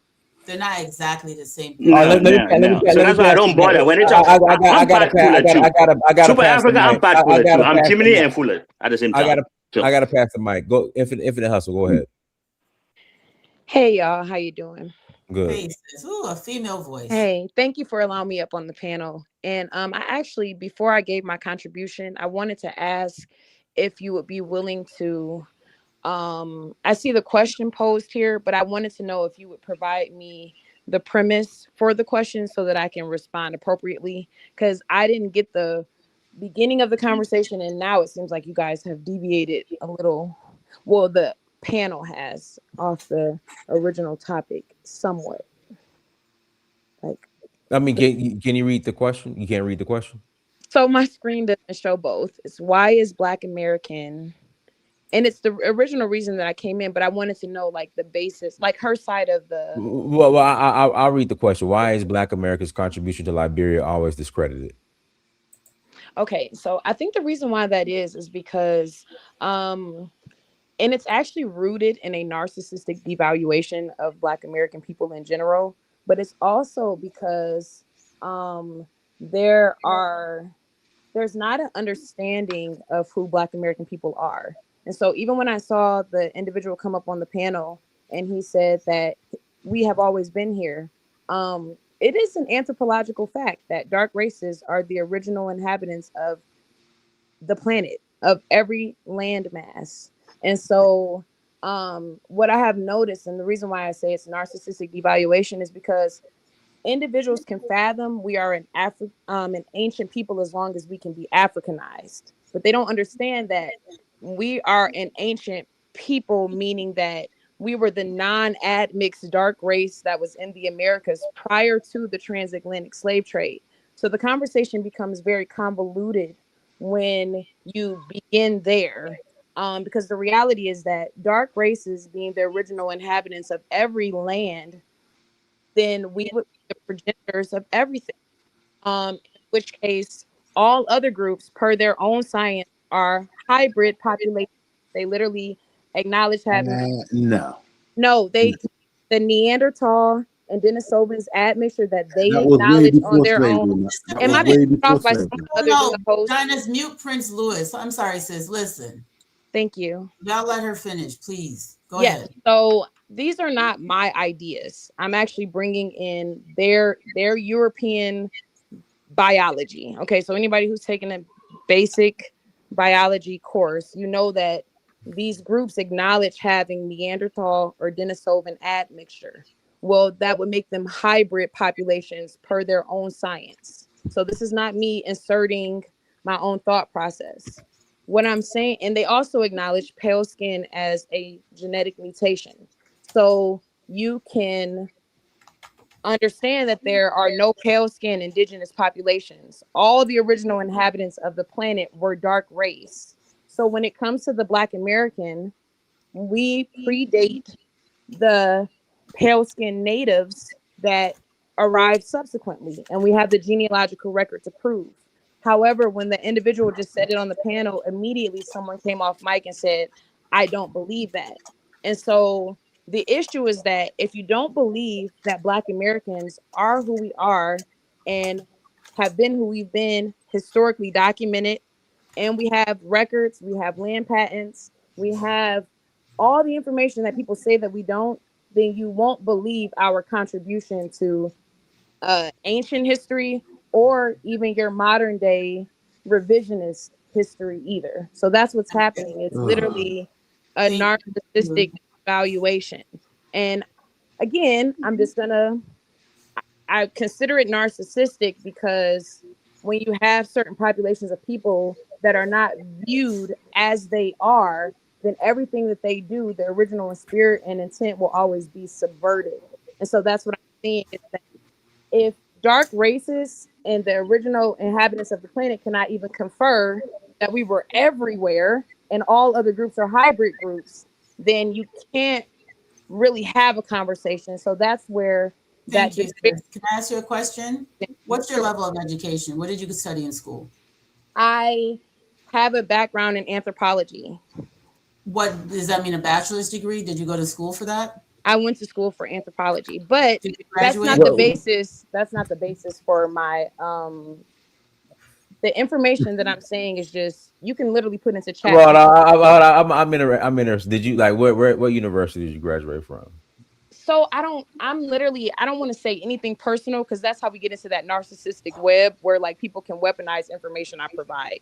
So I just want to stick to the topic. I'm going to say to you, sis, because I don't know you guys. Here's my response. That's fine. She went to Sinetta TV. That's what she was. No. The reason I asked the question is because there seems to be some confusion about ancient anthropology and modern forced migration, and that's okay. You can put into did pale skin. That's okay. Yeah, no. First of all, if it hustle, you gotta let her respond. You gotta let her. If it hustle, you gotta let her respond. I didn't have a question. I don't have a question. You gotta let her respond. Yeah, no, that's fine. I came on here to discuss African Americans, right, establishing the Republic of Liberia, right, and how people tried to discredit them. And so now, can I finish? I really allowed you to talk, and I protected you when these brothers were trying to interrupt you. The people who went to Liberia were not confused about who they were. They were not stupid. They knew that they were descendants of enslaved Africans. They knew who they were. So if those people are different from you, that's something else. But they knew who they were.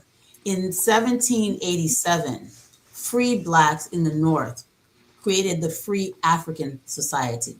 They were not stupid. They knew who they were.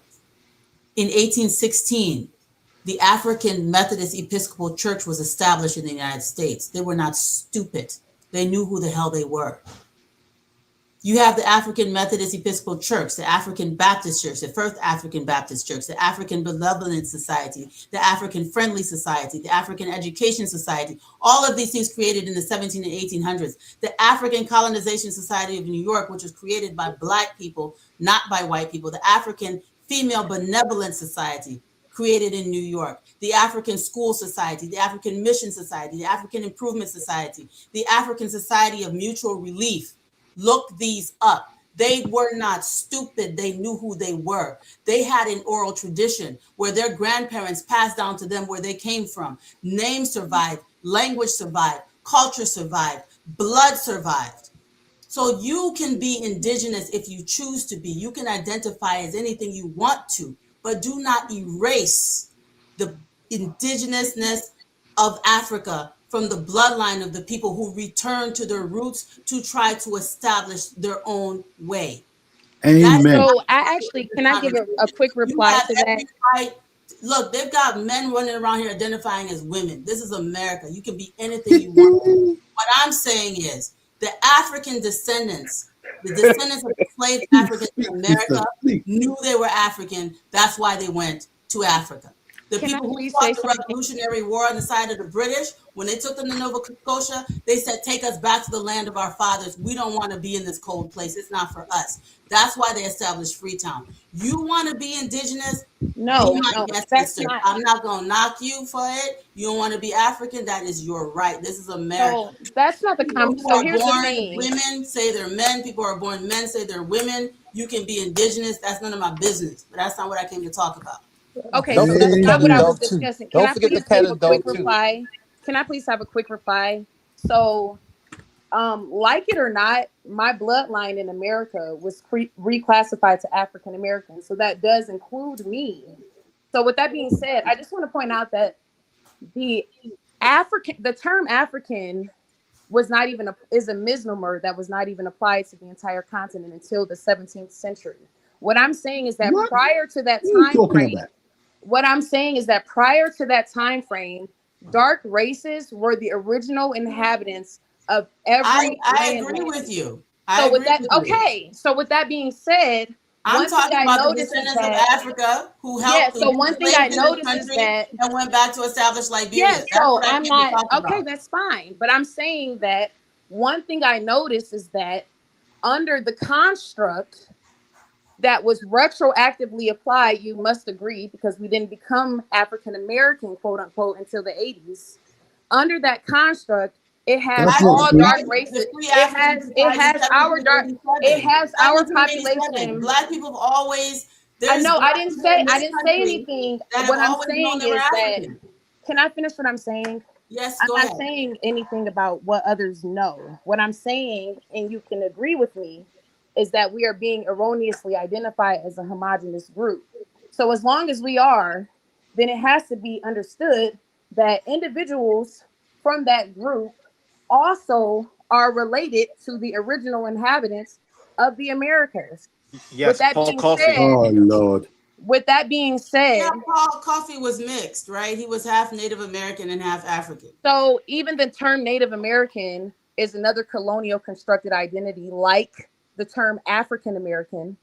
And that term was not applied to a people until the 60s. It was not utilized. So when I'm talking indigenous populations, I'm talking about before there were these misnomers applied. Dark So this races is are your the native indigenous. land, and So what so I'm saying is that in Yeah, America, like the individual, if like the if individual that the spoke host Go last. ahead now. the host is talking if it hustle. So Oh, okay. per your I guess your reasoning, like this has nothing to do with you. that's No, what I'm saying. I'm classed as an African American, so it wholly and No, sufficiently but if That's it does. just like if your it hustle, dog, right? I think It you missed. so If it hustle, okay. So I'm what you talking. The said, host is that's what I'm talking. The host saying. is talking. The It's host is talking. narcissistic The host is talking. devaluation. God damn, the host is talking. You Okay. said black unity, but I'm black. No, but the host is I talking. am But an what I, American if Negro. hold on, I'm if black. it hustle, are you I'm black. purposely talk? Are you purposely talking over me and being rude? Okay, thank you. So, well, Cal, I'll pass to you in a second. But again, this has nothing to do with you because, like Cal said, Thomas I'm an Peters. American Okay, Negro. Thomas Peters was very aware that he was African and not Aboriginal to America. Okay, Negro. Negro. the black people that returned to Liberia and to Sierra Leone were very aware of Or who they were. Negro. They were not claiming to be I'm a black Negro. Aboriginals of I'm a Negro Negro. land America. If it hustle, so this has nothing to do with you. Sister I Car, if you literally don't have mind taken on me. that classification. I'm not trying to be No, funny, but but I don't think it you get has more to do with me than somebody who's but so African. again, I'm an African American, if you hustle, don't talk over according me. to the You're not, misnomer. you're not Don't an talk over African me. American. You just said You she said said she was indigenous, right?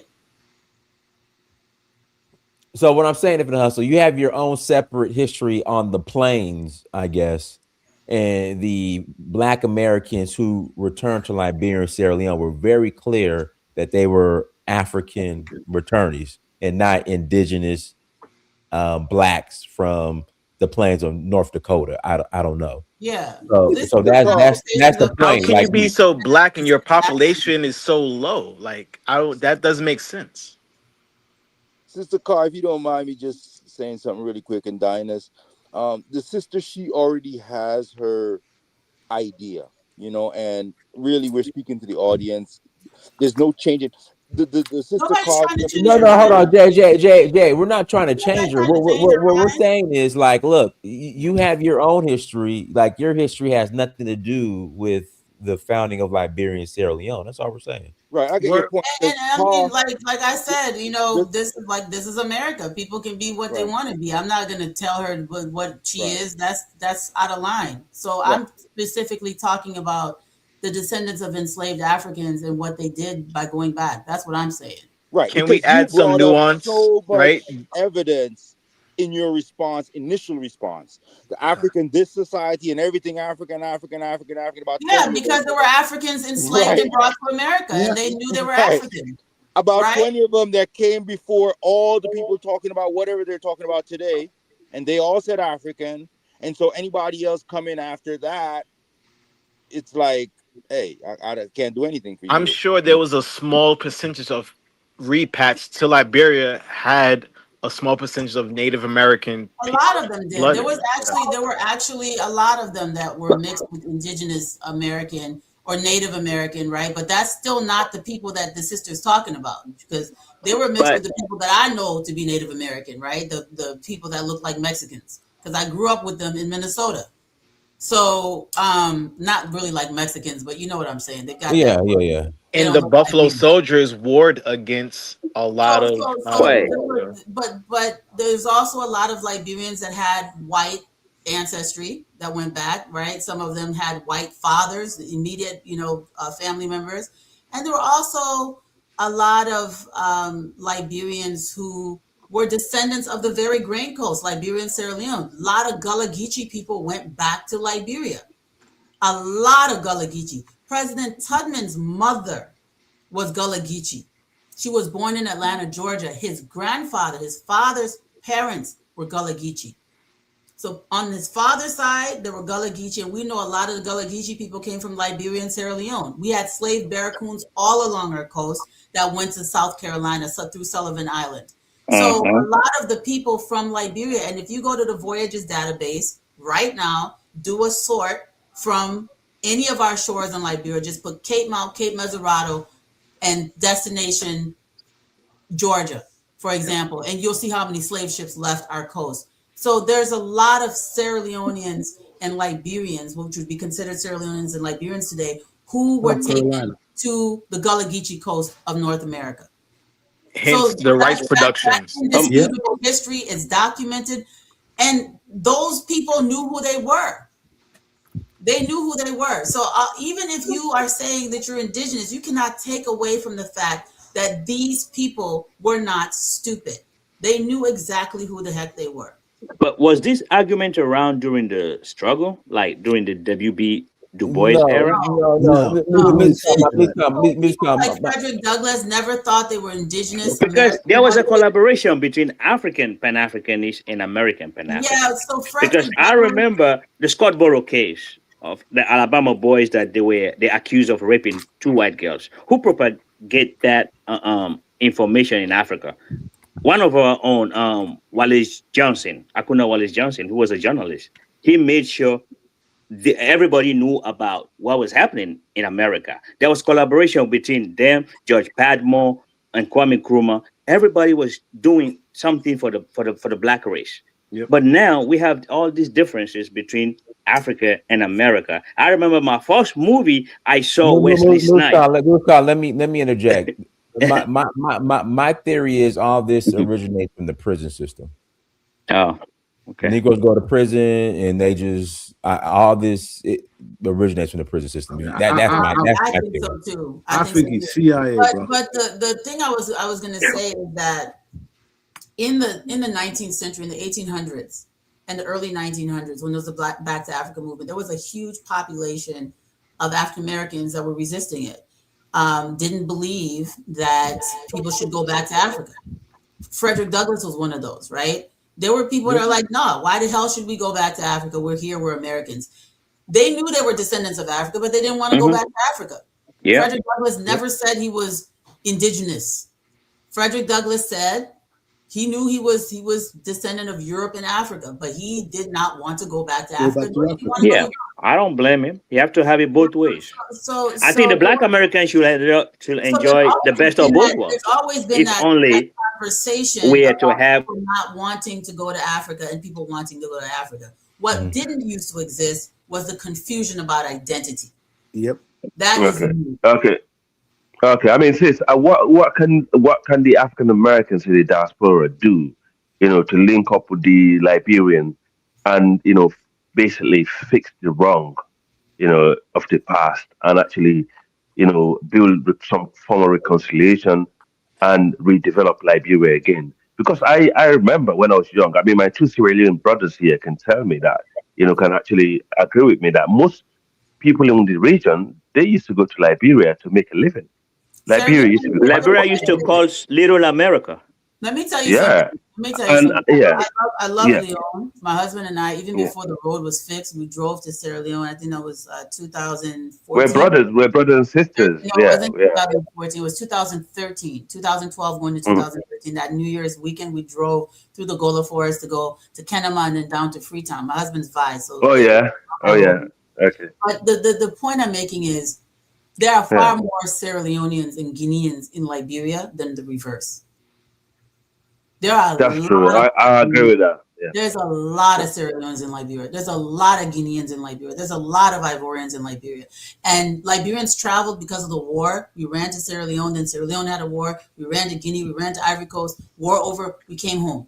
Right? Why? Yeah. Because there's a certain welcoming that Liberians have for other Black people, no matter where they come from. We have Nigerians, we have Ghanaians living with us. We have Liberia, there's a huge population of Fulani people. For the first time in Liberian history, we have a huge population of Fulani being born in Liberia who maybe their grandparents or parents came from Sierra Leone or Guinea, but now they're Liberian. So Liberia has always had this, we are an asylum for African people to come home to. That is why it was established. And even with all of our ignorance and everything that has been done to us as a country, that essence of we are home to all Black people is still in us in Liberia. When you see these Liberians trying to, this and that, most of those people, when you put them on the ground in Liberia, the average Liberian, and Dynas has been to Liberia. I know you thought it was dead and all that kind of stuff. Let me speak my Liberian English to you. I know you thought our country was dead, but when you went to Liberia, they loved you up like you were from there. And you cannot deny that. And everybody I talk to that goes to Liberia, whether it be from Sierra Leone, whether it be from wherever, when they come to Liberia, they feel like they're at home. And that's because of the history and the way that we've been conditioned to understand what it means to be Black. Most Africans don't think of themselves as Black in the way that Liberians do. And it's because of how the country was established. Guys, I want to close out, so I'm gonna let Cal go ahead and close us out because we've been on almost 3 hours now. Yeah, I'm tired. Yeah. Cal, go ahead and close us out. Yeah, so I appreciate all y'all calling in, and I have a way of telling stories with, based on primary sources. And I try to bring it home and try to simplify it. But these are very complex subjects. There's no real simplistic narrative to our story. And so if you want to have more in-depth conversations, I think, we need to focus on more narrow things. Maybe Dynas can bring me back in the future to talk about maybe the you could come on anytime you want to. Just let me know. So it's up to your audience. But I had a great time. I actually like your audience and how wild they are. Y'all crazy. I mean, it's like I'm reading the comments cracking up. But it's good. And that's one of the things that I think is healthy for us to have these dialogues. I think it's healthy for us to have these conversations without the hate and the anger. There is no reason, even if you think you're not African, what is the reason to have the visceral hatred? or the negativity. But I personally, I'm an Africanist. I love Black people. I don't see any Black people as my enemies or my nemesis. I'm an anti-tribalist, and I believe that the only way for us to evolve and get our grounding as a people, where we are not the at the feet of the rest of humanity, is for us to recognize our commonality and stand up for each other, defend each other, so that we can survive. We're under attack. We've been under siege for 400 years collectively, whether we like it or not. And one of the last thing I will say on this is that we have no friends. Who said that? It was John Henry Clark. John Henry Clark. We have no friends. We got nobody but us.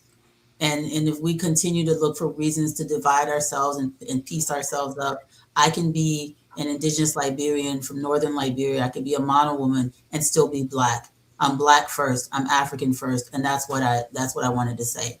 But Amen. Good night, everyone. It's been fun. Thanks for listening to me and my thoughts. No problem. You owe me $2. You didn't read my message. Oh, let me read you. Okay, that was you. All right, let's see here. Mushron 3368. Thank you for $2 holla. Remember, they governed for 102 years. Wrongs happen. JC Inc.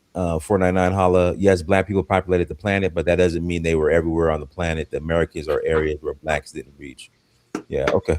Everyone, thank you so much for joining. Like, share, subscribe. Until next time, family. Dynasty Search for Uhuru.